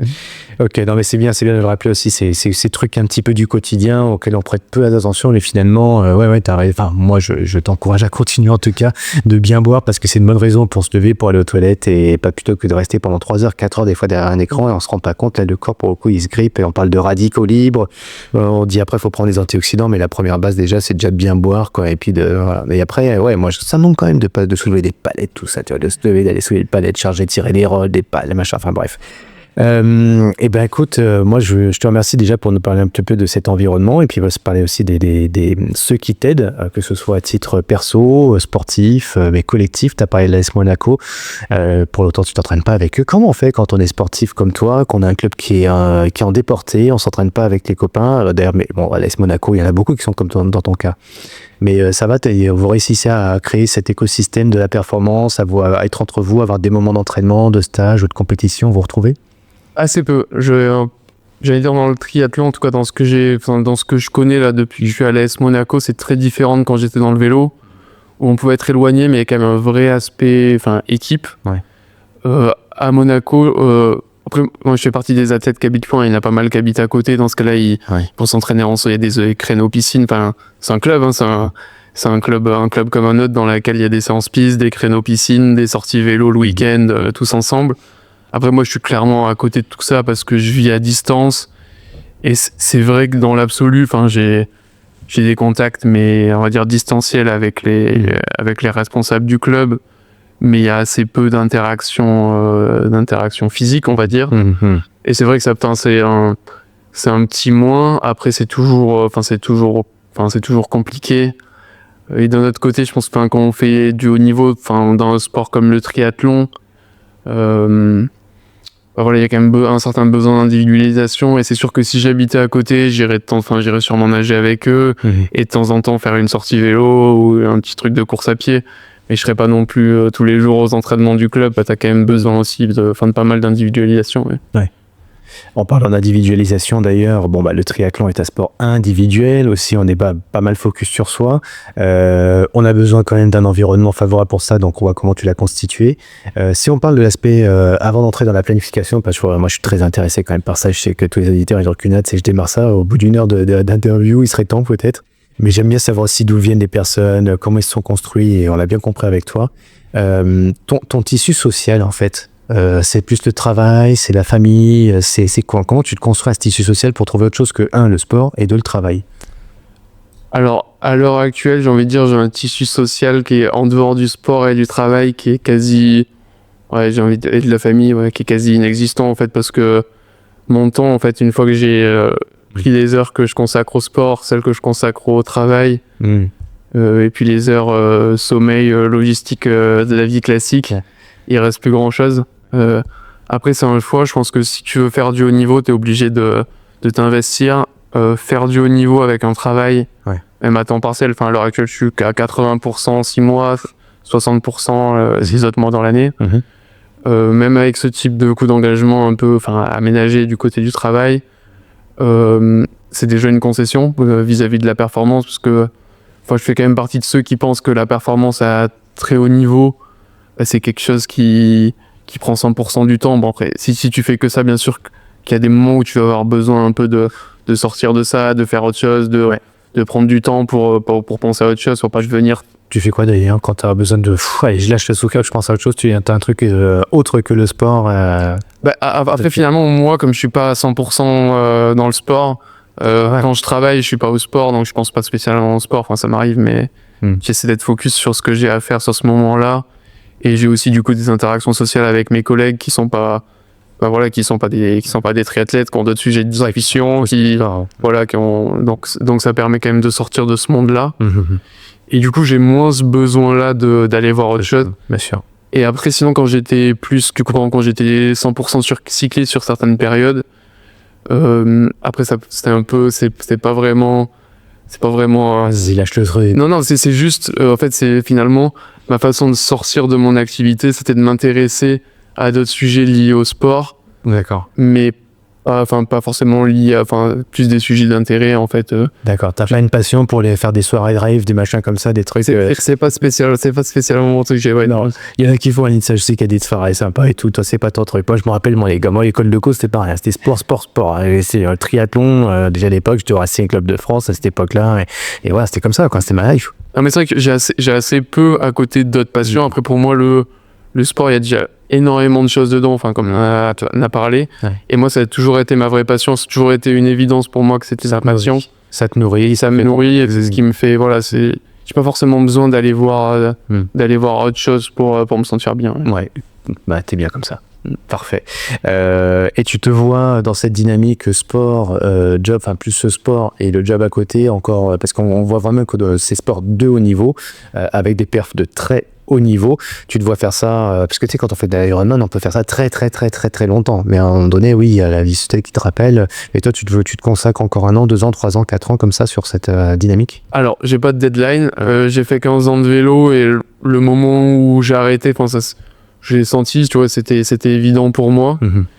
J'imagine qu'en triathlon, ce sera pareil. En fait, moi, ce qui m'a toujours poussé, c'est de progresser, évoluer. Donc, à partir du moment où je jugeais que j'avais fait ce que je pouvais et qu'il n'y avait plus forcément beaucoup de leviers ou que ça faisait plus de sens, en fait, de continuer. Qu'est-ce qui fait sens pour toi ?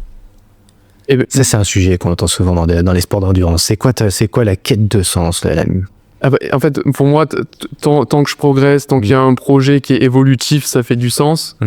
Par exemple, en vélo, ce qui faisait plus sens, c'était que j'avais du coup passé beaucoup de temps chez les amateurs, énormément progressé. J'avais pu signer un contrat pro, voir ce qu'était le peloton pro. Et à partir du moment où j'avais pas d'opportunité pour re-signer un autre contrat pro l'année d'après, ça faisait pas sens pour moi de redescendre chez les amateurs dans ce que j'avais déjà connu, dans l'hypothèse très peu probable d'avoir un jour une autre opportunité chez les pros alors que j'étais déjà âgé par rapport au milieu. Et du coup, ça faisait pas sens d'avoir ce retour en arrière pour espérer un hypothétique rebond, quoi. D'accord.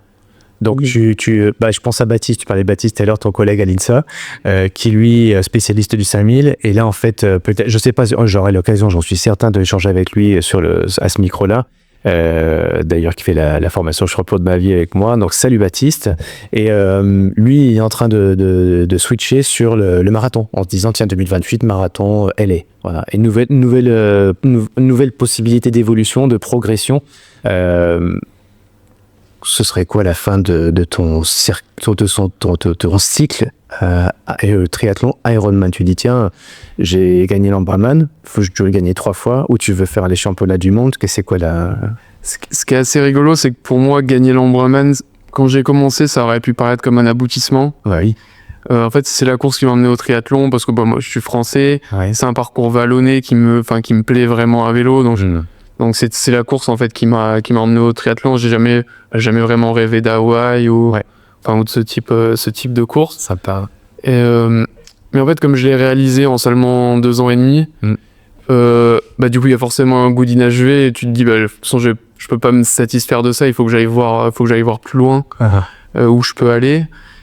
Où est-ce qu'on peut aller plus loin? C'est le circuit, tout ce qui est circuit Ironman professionnel, donc voilà. Après c'est des parcours qui me sont beaucoup moins favorables parce que beaucoup plus rapide à vélo, avec beaucoup moins de temps sur le vélo. C'est un cycliste pour qui en parle, mais beaucoup plus de dynamique de course, donc important d'être bon nageur. Et en fait à l'heure actuelle au niveau natation chez les triathlètes professionnels, je suis totalement hors sujet. C'est ton enjeu, quoi. Donc mon enjeu en fait pour moi ça ait du sens de pousser en triathlon. Donc là à pied, à vélo, je vais encore progresser et je pense que j'ai encore des leviers, surtout à pied où j'ai encore, je pense, encore une belle marge. Donc ça fait déjà du sens de progresser à ce niveau-là. Mais après moi ce qui m'intéresse c'est réussir à rendre ma natation aussi correcte que possible. Pour après voir si je peux viser le très haut niveau. Et après le très haut niveau c'est le championnat du monde Ironman. Donc quand sont lieu cette année à Nice ou sinon régulièrement, sinon c'est plutôt Hawaï, et voir ce que je peux donner sur un championnat du monde. Donc voilà, après tant que je vais progresser, je vais rester avec cet objectif-là de performer sur un championnat du monde professionnel. Et après si à un moment donné j'arrive dans mon parcours, je vois que je suis dans une impasse, ça pourrait être à ce moment-là que je vais dire ok, what's next, quoi. Quel est le plan pour la suite. Mais ça après j'ai pas la réponse et je suis trop tôt dans mon parcours pour m'interroger là-dessus. Pareil, en vélo, quand j'avais 20 ans, que j'avais du coup une dizaine d'années de pratique, je me disais pas ce que je vais faire après, parce qu'en fait j'étais dans ce que je vais maintenant et j'étais encore bien dans ce que finalement quand tu commences à penser à ce que tu pourrais faire après, c'est que t'es plus bien dans ce que tu fais en ce moment. Et là t'es bien dans ce que tu fais. Et là pour l'instant je me sens à ma place à faire du triathlon. Très très clair. Et donc cette année pas d'Ambraman. Je ne sais pas, j'ai pas encore décidé. En fait, j'aimerais me qualifier pour le championnat du monde à Nice, c'est pour ça que j'ai tenté le coup en Nouvelle-Zélande. C'est pas passé, ma natation était beaucoup trop loin du compte. Donc ça a clairement été un échec. Si tu veux, j'ai pris ce qui se passe en fait sur les courses pro Ironman, c'est qu'on part seulement entre pros. Donc en tant que mauvais nageur, en fait, je me retrouve immédiatement seul, à part sur un autre mauvais nageur. Mais là, il n'y en avait pas d'autres. Donc si tu veux, je suis sorti à 13 minutes du dernier pro. Du dernier pro. Et à peu près 23 minutes du premier. Donc à partir de là, ta course, tout ce que tu vas faire après. Ce que tu dis, ça donne quand même beaucoup d'espoir à tous ceux qui nous écoutent, là, la plupart qui sont à 23 minutes, tu vois, derrière, sur un format classique, quoi, qui sont pas à ton niveau. Si lui a fait ça quand même, moi je suis à 23 minutes, ou ils sont à 15 minutes, ils finissent même devant toi à la nage et ils se disent je suis trop nul pour. Il y a beaucoup d'âge groupe qui finissent devant moi. Après le problème c'est quand tu finis, du coup, quand tu commences une course comme ça, toi c'est pas la même. Tout ce que tu vas faire après c'est anecdotique parce qu'en fait tu peux faire ce que tu veux. Devant c'est pas des pinces, tu vas pas boucher comme ça. À ton niveau, oui. 23 minutes, tu vois. Après, il y a eu d'autres satisfactions. J'ai fait le meilleur temps à pied. Il y avait des bons coureurs. Combien ? J'ai couru 2,40, 30. Il y avait la distance sur le marathon. Et c'est un peu vallonné, donc ça reste quand même une belle perf. Moi, je t'avoue que j'espérais courir sub 2,40, donc j'étais un petit peu... Et j'étais parti sur un peu mieux, mais ça reste une belle perf et ça valide une progression. Mais on est sur un sport combiné sur 3 épreuves. Ça gomme pas le reste, du coup ça reste quand même ça reste un échec. Au final je finis 9e, mais très loin des premiers en fait. Je prends quasi 30 minutes, après 23 minutes dans l'eau, un vélo sans dynamique, le meilleur temps à pied, mais voilà, quand tu prends, c'est là pour faire du haut niveau, tu prends 30 minutes, t'es à côté de ton sujet, y a pas. T'as déjà fait un marathon sec ? J'ai jamais fait de marathon sec, et je pense que j'en ferai pas à court terme. C'est quand même très sollicitant. Peut-être finalement sur Ironman on court, c'est pas un footing, hein, c'est actif, mais mais en fait on court pas.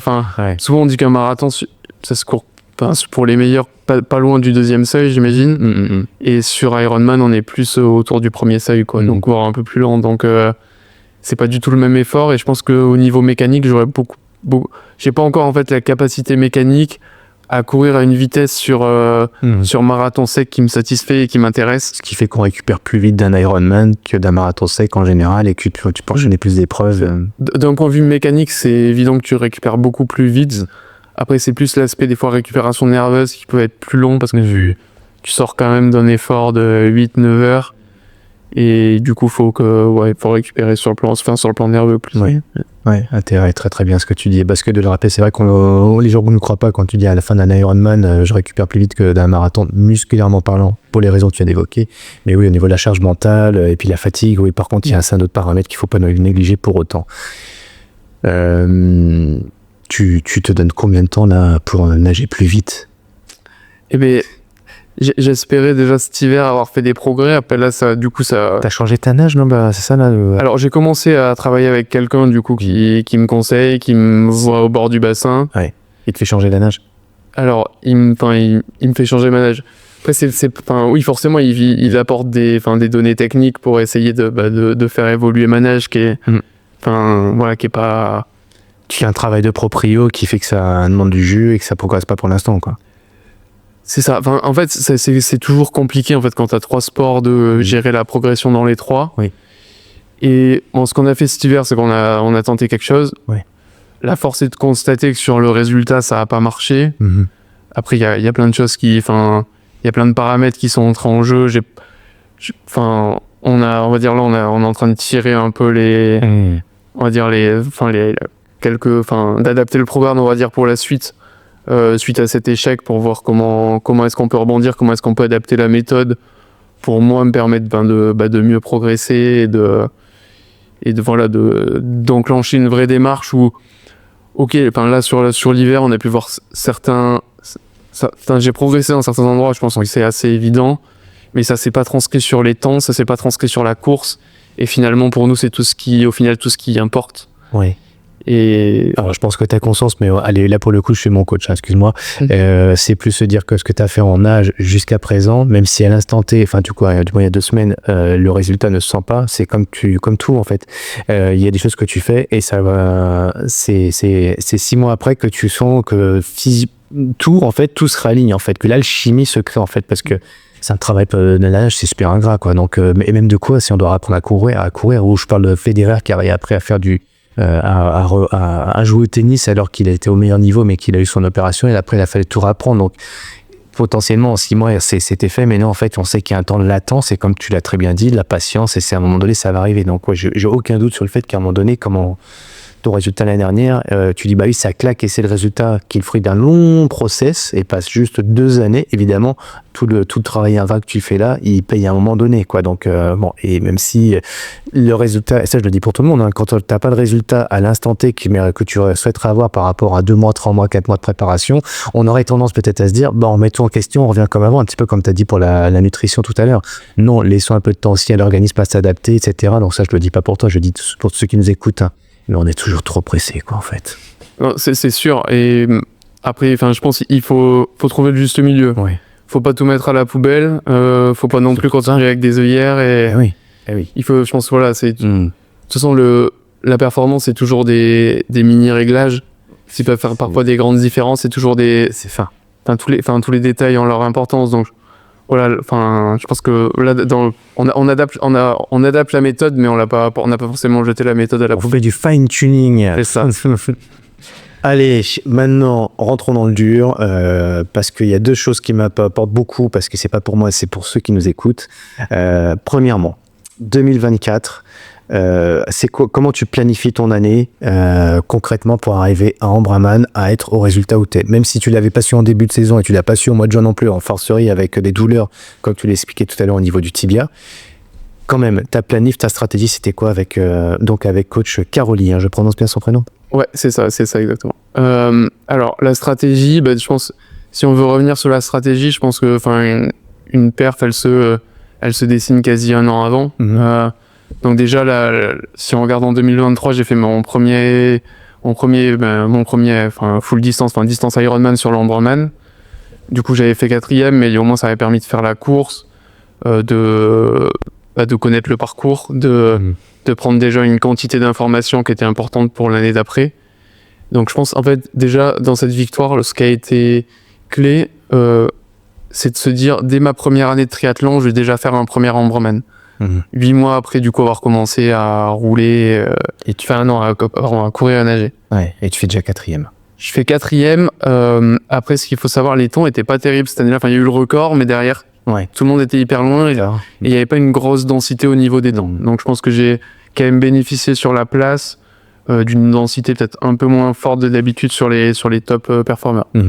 Après, du coup, déjà, ce qui a été clé, c'est que au moment où j'avais du mal à courir et à empiler des semaines de 30-40 bornes à pied, que Caroline me dise, mais si, vas-y, inscris-toi à l'Ombraman, c'est bon, ça va le faire dans 4-5 mois. Enfin, je sais pas, on était au mois d'avril-mai 2023, j'avais pas fait encore un triathlon.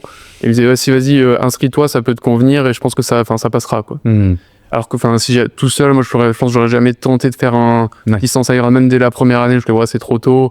Je vais rester sur du 70-3 mécaniquement. Tu le fais en disant, je vais apprendre pour que l'année suivante, j'ai fait un bon apprentissage pour savoir comment vraiment progresser, voire même... On l'avait pas formalisé comme ça. On vit un peu à l'année, mais c'était plus de dire, je pense que tu peux faire performer bien là-dessus. Ouais. Et au moins, ça te permettra de voir un peu ce que tu vaux dans le triathlon sur une épreuve qui te correspond, quoi. Donc je pense déjà, ça c'est la première pierre. Du coup, ça m'a permis de faire ce premier Ombraman, de me dire, ok, je fais 4e, il y a quelque chose à faire pour moi dans le triathlon. Et voilà, c'était la première pierre. Ouais. Du coup, dans la foulée, l'autre choix qui était assez prépondérant, c'est à ce moment-là, je commençais à travailler comme responsable de prod. C'est de dire, non, en fait, ça va pas le faire, on va arrêter, quoi, parce que là, j'étais juste en train de me cramer parce que c'était un rythme qui était pas adapté pour moi, qui était pas adapté pour faire par rapport à la performance en parallèle. Et en plus, du coup, c'était chez Luxig, qui est une super entreprise, mais qui est à Nevers. Bon, j'avais pas spécialement envie de faire ma vie à Nevers, donc ça faisait beaucoup, quoi. Ça cumulait un peu, pas les faire. Je vais me dire, c'est pas sympa. Désolé Didier, il a rien dit à le copain qui est là-bas. Je dirais comme toi d'ailleurs, un peu désolé pour eux. Bref, la deuxième pierre, ce que tu dis, c'est qu'en fait, c'est trouver le bon équilibre entre pro pour permettre d'adapter ton planning, ton organisation dans un objectif qui est ambitieux, quoi. C'est ça, et pas non plus, après j'avais pas non plus l'envie de me mettre à 100% sur le triathlon, se mettre à 100% sur le triathlon, c'est un projet avec l'épée de Damoclès au-dessus de la tête. Tant que j'ai pas de financement, ça veut dire que tu performes pas. L'année d'après, du coup, tu prends des risques sur la suite, entre guillemets, de ton parcours, parce que si on monte à plus de quoi financer, ça coûte quand même...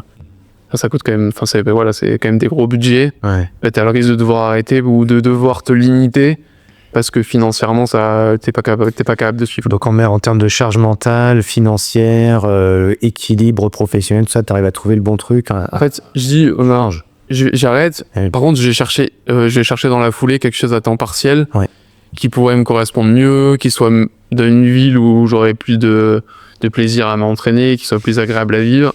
C'est une couche. Après, moi, j'avais pas de soucis avec Nevers, mais bon, c'est de la plaine, donc à vélo, ça manque quand même ça manque de dénivelé. Bon, c'est vrai que ça manque aussi de dynamisme. Après, il y a ça quand on était bien, il y avait pas grand monde à la piscine. Ceux qui s'entraînent à Aix, du côté de la côte, ils disent de dire ça doit pas être génial pour toi non plus à Lyon avec le temps qu'il fait. C'est vrai que les hivers sont pas optimaux à Lyon. Donc après, mais bon, ça va. Donc tu viens à Lyon, ça c'est la deuxième pierre. Alors. Non, il y a eu un stade entre les deux, du coup j'ai pas travaillé pendant 6 mois. Donc en fait ça veut dire mi-mars, j'arrête chez Look. Et du coup là je commence seulement à chercher à ce moment-là, pour la suite. Et du coup pendant 6 mois j'ai quand même été, de mi-mars à début septembre, j'ai été triathlète à plein temps, en recherche d'emploi, mais du coup je me suis quand même beaucoup entraîné. Et du coup ça a été aussi un tremplin du coup d'avoir cette période où j'ai fait que ça.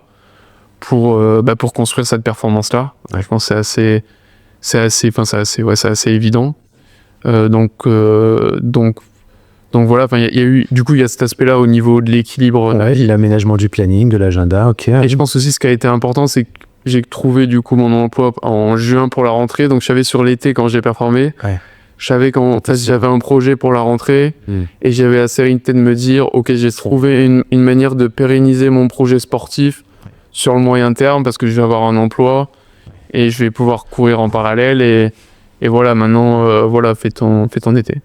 Après si on arrive sur le volet plus on va dire triathlétique de la préparation, moins l'aspect mode de vie, c'est important, mais à ce niveau-là, après ça c'est vraiment mon entraîneur Caroli qui gère la périodisation sur l'année.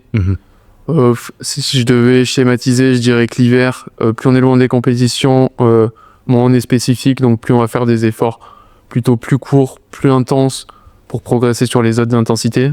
Parce que du coup, nous on est triathlètes longue distance, donc c'est des courses qui se courent à intensité moyenne à basse, on va dire. Et ça pourrait être opposé si on préparait du court, ça pourrait être différent, mais du coup nous c'est assez spécifique à ce qu'on se prépare, c'est du long. Donc l'hiver, on va chercher à remonter en fait nos valeurs hautes, remonter remonter ce qu'on appelle notre puissance critique, notre vitesse critique dans les différents sports. Et une fois qu'on a augmenté ça pendant l'hiver, après quand arrive la saison, on va arriver dans une phase plus spécifique où on va chercher à améliorer la durabilité et du coup à tenir un pourcentage plus important de cette vitesse critique sur des temps longs. Et donc ça c'est un peu, on va dire c'est la philosophie. Après en pratique c'est en pratique c'est une accumulation de séances et pareil il y a pas mal de, comme tu disais, de fine tuning qui entre en compte, mais la philosophie générale c'est ça. Après du coup on devient spécifique, on cherche à gagner en durabilité, on fait beaucoup d'efforts aux allures de course. Pour améliorer l'économie sur ces allures-là, pour savoir aussi comment on se sent aller travailler l'entraînement et pour avoir avoir une idée précise de ce qu'on peut faire en course. Je sais qu'il y a une vision de l'entraînement qui dit travailler à allure Ironman ça sert à rien ou presque, parce que d'un point de vue physiologique c'est pas intéressant. Il faut mieux travailler plus haut, plus au niveau des différents seuils, et à faire assez peu de spécifique parce que ça te coûte beaucoup d'énergie pour un retour d'un point de vue physiologique qui serait moins intéressant. Moi je suis pas, je pense qu'Aroli est pas du tout aligné avec ça, et moi dans mon ressenti non plus. Et toi parce que j'ai l'impression quand même que faire beaucoup d'allure course vraiment nous aide à construire nos performances. Et ce qui me renforce là-dedans, c'est quand je vois, donc moi comme beaucoup de sportifs je suis sur Strava et je vois un peu des fois ce que font certains athlètes. Et il y a beaucoup d'athlètes qui m'impressionnent par leur capacité à passer des séances non spécifiques, notamment à pied, très rapides, où tu dis c'est des très bons coureurs. Je suis pas un coureur de ce niveau-là. Et pourtant une fois qu'on arrive en course et qu'on court du coup sur un triathlon aux allures de course, ça m'arrive souvent de courir plus vite que ces athlètes-là. Du coup je pense qu'il y a quelque chose au niveau de la spécificité qu'on arrive à bien faire et qui nous aide après du coup à exprimer ça en course. On va pas dire des vérités absolues ni universelles parce qu'en fait personne ne la détient, ça c'est chaque athlète est spécifique et différent et unique, donc forcément c'est ce qui marche sur soi qui importe le plus. Malgré tout, il y a un retour de ton côté dans ce que tu dis à quelque chose d'assez traditionnel dans le mode d'entraînement. On sent qu'il n'y a pas un truc quand tu parles de nutrition, on a eu les modes, comme tu as dit, la high carb, etc. Toi, tu es revenu à quelque chose d'un peu plus classique, entre guillemets, mais on va avoir quelques spécificités. On va passer un petit temps là-dessus quand même. Sur l'entraînement, pareil, on a pu voir des choses et puis finalement revenir aussi à des choses de bon sens ou que tu as déjà vu, revu, ça marche bien avec toi. C'est quelque chose qui te choque, de la façon dont je le dis, ce côté traditionnel ou c'est du non?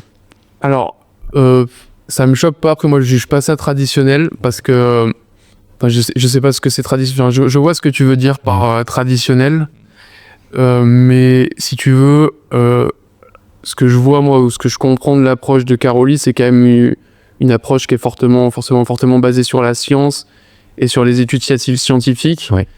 Et sur les années où j'ai travaillé avec lui, donc là on doit être sur la 3e année, 4e. Quand j'étais cycliste à la fin, il me suivait aussi. D'accord. J'ai vu quand même pas mal d'évolutions. Donc tu vois, si on était sur quelque chose de traditionnel, j'ai l'impression que ça voudrait dire qu'on n'a pas bougé. Et au contraire, on est assez malléable et flexible selon ce qui peut se présenter. Après, c'est toujours des adaptations. Enfin, le plus souvent, on reste quand même fidèle à certains principes. Et après, je te rejoins sur le fait qu'il y a, pour moi, c'est une évidence, il n'y a pas une méthode qui marche, que ce soit pour la nutrition, que ce soit pour l'entraînement. Je pense qu'il y a X méthodes qui peuvent marcher sur X personnes. C'est très dépendant du contexte, c'est très dépendant de la temporalité. Peut-être que tu vas travailler X temps sur une méthode, ça va très bien se passer. À un moment donné, tu vas plus comprendre pourquoi ça va plus bien se passer, tu vas passer sur autre chose. Tu vas repasser un palier. Je pense qu'il y a tellement de paramètres qui entrent en jeu que que je pense qu'il faut pas du tout être, j'aime pas du tout, l'aspect, de dire, il faut, Pas dogmatique. être dogmatique, c'est ça. Dans ce que tu me dis, je fais un parallèle avec un autre podcast qui était avec un autre triathlète qui s'est mis au trail, qui s'appelle Victor de Bilco, qui est entre ta génération et la mienne, plus proche de la mienne d'ailleurs, et salut Victor au passage, et lui aussi a fait une école d'ingé dans le Nord, et d'ailleurs qui s'appelle, je ne sais plus le nom de l'école, par contre, sur le fronton de l'école, c'est marqué FINIR, tu vois, et donc, ça parle, non, cette école d'ingénieur, non? Ça me dit rien, j'ai l'impression. C'est pas un polytechnique, un truc dans le genre, bref. Et donc lui, comme il dit souvent, j'ai pas de dogme, je prêche pas pour une église ou pour une autre, c'est que du bon sens à moi, je teste, etc. Donc si vous voulez plus d'éléments parce que là pour le coup avec toi, certains diront c'est quand même dommage, il est pas allé dans le détail de l'entraînement, il est pas allé dans le détail de la nutrition. On va faire un petit focus là-dessus quand même pour finir. Et ça pourrait être dommage. Ok, allez écouter l'échange que j'ai avec Victor de Bilco. Où là, pour le coup, avec Victor, il y a beaucoup d'approches scientifiques, comme tu le dis, mais avec ce côté adaptatif, spécifique. Et je pense qu'il te plaira d'ailleurs, toi aussi, Victor. Il a gagné tu connais, non? Je pense que j'ai déjà écouté le podcast. Ah, tu as écouté? D'accord. Je m'entraîne beaucoup, j'ai beaucoup de temps, donc j'ai beaucoup de temps. Ouais. Il a 2 rondes dedans en plus, hein, Victor. C'est un peu cash et tout. Moi, j'adore. Il a un entrepreneur en plus. Il a un temps. Tu te demandes où est-ce qu'il trouve du temps. Ses journées font 50 heures à lui. Tu te dis, comment c'est possible? Il y arrive. Pour la partie physio, donc si on veut plus d'éléments, de toute façon, écoute aussi, on peut venir te voir, t'entraîner, voir avec vous l'âge 15 ans, il prend du monde encore. Alors, il est full. Je pense qu'il est full. Après, je pense que c'est quelqu'un qui, s'il y a un projet qui l'intéresse, il peut faire de la place, je pense. C'est un projet. Il faut trop bien vendre son projet. Et aussi, je pense que les personnes, après, ils cherchent toujours à entraîner des personnes et des projets qui l'intéressent, quoi. Il est sur Lyon? Pas du tout, non, il est dans le Vaucluse, il est pas trop loin de chez mes parents, pas trop loin d'Avignon. Oh, il habite au pied du Ventoux. Ouais. D'accord, au pied du Ventoux, magnifique. Il y avait le trail du Ventoux le week-end dernier. Mais j'ai envie de dire, s'il y a des gens qui veulent avoir plus d'infos là-dessus, ils peuvent déjà le suivre sur les réseaux sociaux, donc sur KS Endurance, parce qu'il publie pas mal. D'accord. Et il a un Substack sur lequel il publie des articles quasi toutes les semaines. Excellent. Sur sa philosophie. Donc, il a une lettre sur le Substack et tout ça, ou après en newsletter. Il y a une partie qui est payante. Après, c'est... D'accord, bien sûr. Il faut bien vivre, monsieur. Et après aussi, il a fait quand même pas mal de podcasts où, après, ça doit commencer à dater un peu, mais où il parle quand même de sa vision. Il en parlera bien mieux que moi. Et faut que tu vois qu'il vienne me voir un micro, qu'il m'invite et je vais dans le Vaucluse. Si tu veux quelque chose de pointu sur la physiologie, la nutrition et sur lui, ce qu'il pense de la performance en triathlon et en sport d'endurance, il est pas fan des podcasts, il préfère écrire des articles, je crois. Mais moi je fais les deux, j'écris des articles, j'aime beaucoup écrire, mais j'aime bien aussi il faut des deux, quoi, voilà. Donc écoute, on va pas lui forcer la main, mais si tu as envie de venir, si tu as envie de venir dans le Jura, viens nous voir, d'ailleurs, viens du côté de Lyon, et sinon moi je descendrai. Sur la partie quand même nutri, on a pareil, t'as dit des choses, c'est pas il faut faire comme ça, il faut pas faire comme ça, c'est plus toi, ton expérience, mais sur l'Ambraman ou sur un Ironman, quelles sont tes bonnes pratiques? T'as dit une chose déjà, c'est qu'à l'entraînement j'ai testé, juste que je mets en course et j'ai fait une assimilation à l'entraînement, mais c'est quoi ta strat si on parle que de la course, quoi, en fait? Comment tu te prépares à aller la veille, le matin, la course et après, nutri? Ok, alors la veille c'est assez classique, c'est manger simple. On évite de manger. Typiquement, c'est riz, poulet, œufs, des choses que je mange habituellement, mais des choses vraiment simples, légumes verts cuits. Après, je sais qu'il y a pas mal d'approches vraiment très basses en fibres pour chercher à limiter les problèmes digestifs, etc. Et très pauvre aussi en graisse. Après, moi, j'en suis un peu. Je dis essayer, mais j'en suis un peu revenu. Je trouve que sur des efforts comme l'Ironman, j'aime bien garder quand même un peu de fibres cuites et garder même un peu de graisse, type, je sais pas, avocat, huile classique, pas non plus tout couper, parce que moi je me sens, je sais pas, après c'est un ressenti, mais je me sens mieux dans mon ventre comme ça. Et tandis que si je coupe tout, j'ai l'impression que je me sens un peu vide, et j'aime pas aborder les épreuves comme ça, donc ça après c'est plus mon expérience, mais je sais que généralement c'est beaucoup de riz, un peu de protéines diverses, viande, poisson, et quelque chose d'assez classique. Après voilà, pas de folie, c'est peut-être pas. Je sais qu'il y a des athlètes qui aiment bien manger des pizzas ou quoi la veille, moi c'est pas du tout. C'est des trucs, je sais que je vais pas bien me sentir si je fais ça la veille de la course. Donc voilà, après c'est voilà, une approche assez simple. Ok. Matin de la course, pareil, riz, banane. Combien de temps avant? Souvent je me lève 3 heures avant, donc ça fait un peu moins, je finis 2h40 avant, 2h35 avant. Pareil, quand j'étais cycliste, souvent on mangeait beaucoup, enfin des fois 3h30, 4h avant. Sur triathlon, enfin si je mange du coup des choses assez simples comme comme du riz, des œufs, je sais que j'aurais bien digéré, j'aime bien pas arriver non plus vite sur la ligne de départ. Parce que par contre, moi je prends pas de gel avant le départ.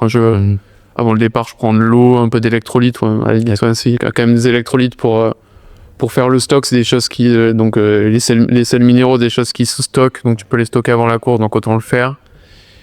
Et après, dans l'eau, donc je prends rien. Dans l'eau, je cherche pas, donc ça fait à peu près une heure. Juste avant le départ, pas de gel, pas un truc, non, juste Non, ça m'est déjà arrivé de prendre des gels, mais en ce moment, je prends plus rien. Ouais. Eau électrolyte. Ok. Et après, sur la partie course, après, comme je disais, donc nous, on est sur une stratégie à 60 grammes par heure, donc à partir du moment où on prend le vélo.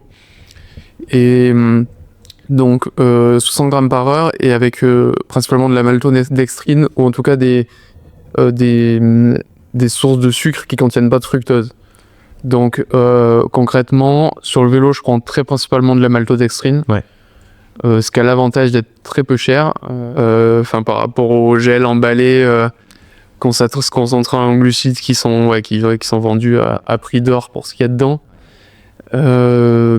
Et du coup, maltodextrine dans les bidons, j'essaie de m'arranger pour avoir 60 grammes par heure. Bah oui, alors oui, parce que quand tu dis 60 grammes par heure, liquide. Alors, liquide, sur l'Ironman, de toute façon, je prendrais que du liquide, que ce soit gel ou boisson. Enfin, rien de solide. Je pense qu'il y a... moi, je vois...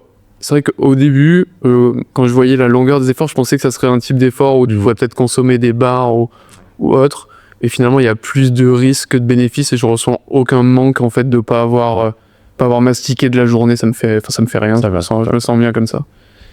Et pour 60 grammes, c'est bien donc ta boisson plus le gel. Plus le gel, ouais. Ton équilibre, 60 grammes. Ça, après, je m'arrange, quoi. Je m'arrange pour qu'entre les deux, ça fasse 60 grammes par heure. Et après, comme de toute façon, au niveau des transporteurs du glucose, c'était plus ou moins limité autour de 60 grammes. Alors, pareil, il doit y avoir des variations individuelles. Je me suis pas testé pour savoir exactement si pour moi c'était 70 ou 55. Si je commence à en mettre un peu trop, je le sens. Je sens au niveau de l'estomac, notamment à pied, ça commence à bloquer. Donc à ce moment-là, il suffit que je relâche un peu, je commence à en prendre un peu moins sur les quelques minutes qui suivent et après je m'écoute, en fait, j'écoute ma capacité d'absorption, quoi. Ouais.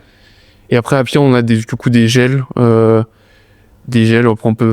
une marque, on n'a aucun intérêt avec eux, je les paye, mais c'est des gels High Five. Ils s'appelaient High Five Aqua et en fait c'est des gels dans lesquels il n'y a pas de fructose. Il n'y a pas beaucoup, donc en fait c'est ceux qu'on a trouvé où il n'y a pas de fructose et ils sont assez liquides, donc à pied c'est pratique pour les mettre dans des flasques, donc je prends ça à pied. Et ça passe très bien, quoi. Ça passe bien et pareil, voilà, si ça m'arrive, je pense sur la fin des fois d'être à moins de 60 grammes, je sens que ça passe moins bien, mais ça me dérange pas en fait parce que à l'entraînement on s'entraîne beaucoup à 30 grammes par heure. Donc, t'as pas cette habitude alors, à l'entraînement, ça dépend des séances d'entraînement, mais généralement, on va plutôt travailler à 30 grammes par heure, voir si c'est court et c'est de la basse intensité. Par exemple, si je fais 3 heures, c'est de l'eau. Concrètement, si je fais 3 heures tranquille, je prends de l'eau. J'ai pas besoin d'ajouter des glucides à l'effort et comme ça fait un peu travailler, ça habitue ton corps, en tout cas, à pas être trop dépendant des glucides. Et honnêtement, je me sens pas en dette. Une fois que t'es habitué, je me sens normal, quoi. Ça me fait rien. D'accord. Et par contre, s'il y a quand même certaines séances d'enchaînement un peu longues, on va aller chercher du 60 grammes pour vérifier que ça passe et quand même habituer l'estomac, que le protocole de course soit testé, quoi. D'accord. Récupération après ta course? Honnêtement, je me prends pas la tête. Non, je sens il y a un petit buffet à l'arrivée. Bon, ça peut m'arriver si j'ai un shaker, de prendre un shaker juste de whey, de protéines en poudre pour assurer d'avoir au moins ça. Mais après, c'est n'importe quoi. À chaque fois, il y a des buffets. Ça dépend de la qualité des buffets sur les courses. Des fois, ça donne pas hyper envie, mais c'est des trucs qui donnent envie. Je mange ce que j'ai envie. Et pareil, au niveau de la récupération, je sais qu'après un Ironman, souvent, je dors très mal. Parce qu'en fait, il y a toutes les douleurs musculaires. En fait, il y a aucune position dans laquelle je me sens à l'aise. Donc, je sais que je vais pas que je vais aussi bien je vais dormir 3 heures, quelque chose comme ça, même ça me dérange pas et j'ai envie de dire Pareil pour la veille de la course. La course où j'ai le plus mal dormi de ma vie la veille, c'est l'Ambraman que j'ai gagné, où j'arrivais pas à m'endormir, et l'Ambraman ça part tôt, donc c'est un réveil de mémoire, ça doit être 3h du matin, 3h30.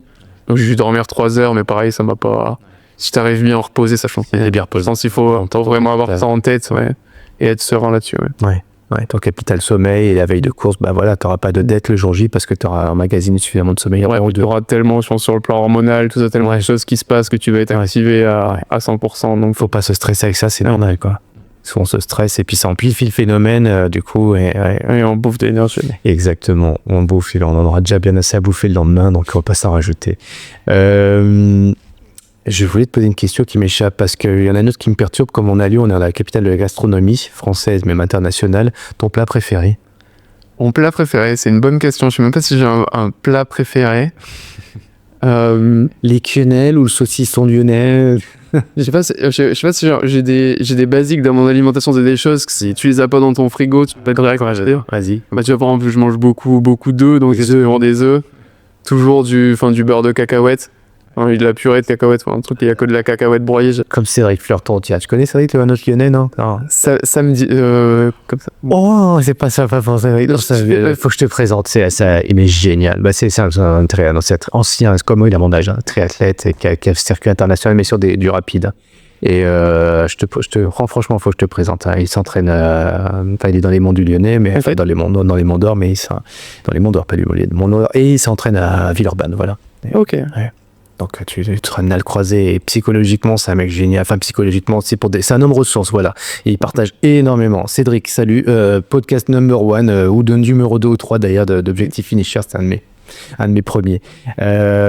Donc ouais, c'est les œufs, si te manque des œufs t'es en stress, si te manque le beurre de cacahuète. Je suis pas en stress, mais des choses que je mange quasi tous les jours, ouais, donc c'est un peu les basiques. Après je suis pas trop dans la grande cuisine, donc toi j'ai du mal à te dire un plat préféré, parce qu'en fait je fais des choses simples pour aller vite. Et pour aller à l'efficace, quoi. Ouais. Et t'as pas eu l'occasion de te faire un super resto à Lyon, quand même?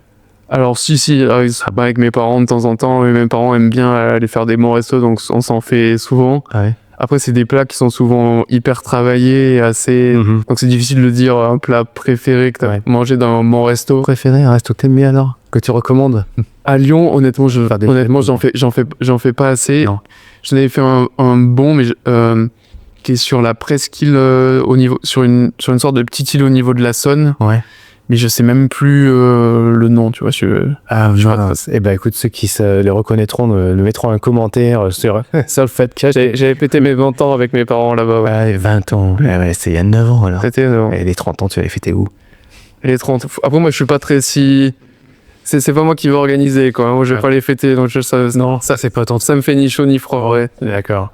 Ok. Bah, j'avais une question qui m'a échappé, donc si j'en ai d'autres qui me reviennent a posteriori, je te la poserai toi en direct, et puis ceux qui diront mais ça sera pas enregistré, bah tant pis, vous savez qu'il faut aller me retrouver donc Louis sur son Instagram, mais aussi avec KS Endurance que t'as bien mis en avant, et il mérite sans doute d'ailleurs, où je connais pas encore, mais vu les résultats en tout cas, et vu aussi la façon dont on parle, c'est qu'il y a une belle ingénierie, un bon process, et comme il y a une approche scientifique, et bah c'est important d'avoir les dernières études scientifiques pour pouvoir justement, moi mes ressources, je travaille avec l'école de trail et avec la clinique du coureur personnellement, sans leur faire de pub, mais c'est vraiment des structures que j'apprécie vraiment parce que justement c'est tout ce que dit la littérature scientifique, les dernières données, pour pouvoir adapter notre entraînement et puis aller le plus loin possible.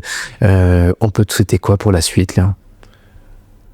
Alors pour la suite, à très court terme, là, j'entre dans une nouvelle prépa du coup pour Ironman Lanzarote. Ouais, Lanzarote, ouais. J'ai fait proche là, c'est bientôt. Non? C'est dans 10 semaines. Ouais, 9 semaines et demie peut-être là au moment où on enregistre. Mais ouais. Donc voilà, c'est le prochain objectif. Ouais. Ce qu'on peut me souhaiter, c'est de me débloquer en natation et de réussir une course pleine là-bas. Et dans l'idéal de me qualifier pour Nice, qui serait pour moi déjà un bon step. Ouais. Et puis voilà, non, après c'est juste de continuer à m'épanouir dans le triathlon et à continuer de progresser. Progresser, c'est un mot qui revient souvent dans ce podcast, progresser et puis évoluer. Donc, écoute, on te souhaite une belle évolution et un bon déblocage sur la natte, ça va venir. C'est certain, ça va venir ça. ingénieur que tu es. Donc voilà, et ne désespérez pas, vous aussi au micro, notamment sur la nage, c'est un peu ingrat parfois. Mais toi, je connaissais qui débloque pas si vite que toi sur la course à pied. Donc j'espère qu'au travers de cet échange, ils auront eu peut-être perçu des choses, compris, je sais pas, mais au moins perçu, parce que ça peut générer des déclics. Donc j'espère que notre conversation aura servi de déclic pour certains ou certaines d'ailleurs. Et pour toi, si tu devais retenir une chose d'ailleurs. De la conversation, Je note. Non, j'ai trouvé, enfin, du coup, ton aisance pour mener la conversation assez bluffante, et surtout pour ta capacité à m'amener sur des sujets qui m'intéressent et sur lesquels j'ai des choses à parler, donc c'est assez impressionnante. Donc, enfin, j'ai envie de dire, enfin, bravo, parce que on se connaissait pas du tout, mais c'est pas forcément facile du tout. C'est pas forcément, je me sens, en tout cas, on se projette toujours, et moi, je me sentirais pas de mener une conversation comme ça et de réussir à faire parler comme ça un invité, ouais. Ouais. Donc, merci pour ça. Il y a encore plein de choses à découvrir avec toi d'ailleurs, j'en suis certain. Et moi, si je t'ai invité, on l'a dit tout à l'heure, par une recommandation, en tout cas une personne qu'on avait en commun, et c'est bien plus que ça, en fait, finalement, c'est plus le courant qui est passé. Je savais, je sais pas pourquoi, moi, je fais beaucoup confiance à mon intuition. Ma femme m'a dit un truc aujourd'hui, je terminerai là-dessus le podcast, et dédicace à ma chérie. Et elle m'a dit, t'as vachement évolué, parlant d'évolution. Elle dit, tu ressens vachement de choses aujourd'hui que tu ressentais pas avant, notamment dans la compréhension des gens, mais pas la compréhension rationnelle, hein, tu vois, la perception sensorielle, les genres de choses. Et je lui ai répondu, Gouja que je suis, mais ma chérie, j'ai toujours été comme ça, mais je te l'ai pas montré avant. Donc oui, on a tous des choses à développer en soi, et que ce soit dans la préparation physique, sportive, le mental, qu'on a peu exploré avec toi, hein, c'est le sujet sur lequel je continuerai ma discussion avec toi, parce qu'il y avait 3 points. Le premier, c'était sur la nutrition, on sent vraiment qu'il y avait une grosse appétence là-dessus, au sens propre et figuré, et on voit les résultats sur un Embraman, et pas que de façon, parce qu'il y a une certaine régularité, une constance dans ce que tu as mis. Il n'y a pas eu d'abandon non plus pour l'instant, il y en aura un jour, mais je sais que tu en tireras des enseignements. L'entraînement, aussi avec tout ce que tu nous as partagé sur justement la durabilité, la progressivité aussi, et on sent que tu te ménages pas, hein. Il y aura des sacrés week-end chocs, hein, j'imagine. Il y a des bons week-ends, il y a des bonnes semaines. C'est vrai qu'on travaille la semaine, du coup les week-ends sont d'autant plus chargés, on lise d'autant moins. Mais... ouais, ça c'est la strat aussi, hein, pareil, hein, de charger sur les 3 jours. Ouais, donc sur des ruptures. T'as l'air bien affûté, ton taux de masse graisseuse, tu le connais, non? Alors je connais pas du tout, et depuis que je suis plus cycliste, je fais très peu attention, parce que c'est vrai que c'est moins important en triathlon. Au contraire, ça peut être presque limitant d'être trop léger, du coup, pour assimiler la charge et enchaîner. Après, j'ai toujours été un peu comme ça, enfin, c'est aussi mon naturel. Ouais. Eh ben, sur ce 3e point qui est justement le mental, alors pourquoi je ne parle pas de mental, mais moi je fais le pont là-dessus, parce qu'en fait, je pense à Damien Imbert, qui est un très bon trailer, que je peux te caster aussi, qui est un voisin d'ailleurs, et il me dit, moi j'aime bien les triathlètes. Parce qu'en fait ils sont hyper carrés, parce qu'ils ont beaucoup de données, et ils s'entraînent de façon très ingénue, etc. Donc on l'a vu avec toi, mais pour autant il n'y a pas tant de données que ça. Tu fais beaucoup confiance à ton écoute corporelle, à ton écoute comme ça, sensitive, sensorielle. Ouais, c'est évident qu'il y a des données. Après, c'est toujours qu'est-ce qu'on fait de la donnée. C'est ça. Et je pense que plus tu as pratiqué, plus tu as eu d'expérience, plus la donnée, bien sûr, tu vas la regarder, tu vas voir ce qu'elle peut te dire, et plus aussi tu vas prendre de la distance avec. Et je pense qu'il y a des données qui sont hyper pertinentes et qui permettent pas mal d'analyses. Après, maintenant je suis assez... C'est vrai que je suis de plus en plus détaché des données. Tu t'y es attaché pour t'en détacher, quoi. On peut dire ça, ouais, on peut dire ça comme ça. Puis moi, je repense à ma petite femme, je m'y suis attaché, puis je m'en détache pas. Elle m'a accompagné dans beaucoup de mes activités sportives, beaucoup de mes péripéties. Donc voilà, tu nous as parlé aussi de ton environnement affectif, avec ta famille, avec le papa, et puis ton entraîneur, et puis l'AS Monaco, et donc avec ton entreprise Cap6.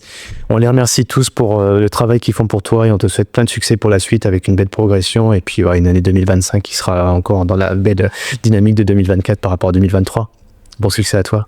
J'espère. En tout cas, merci beaucoup pour ton invitation. Ouais. Avec grand plaisir. J'allais dire Richard, Louis, de ton prénom. Louis Richard, suivez-le sur les réseaux, likez sur l'Instagram. Il n'y a pas beaucoup de monde qui te suit, c'est bien dommage. Quand on est vainqueur de l'Embraman, quand même, ça se mérite. Et tu mérites plein d'encouragement. Bravo pour tout ce que tu fais, et bon succès pour la suite. Et merci beaucoup.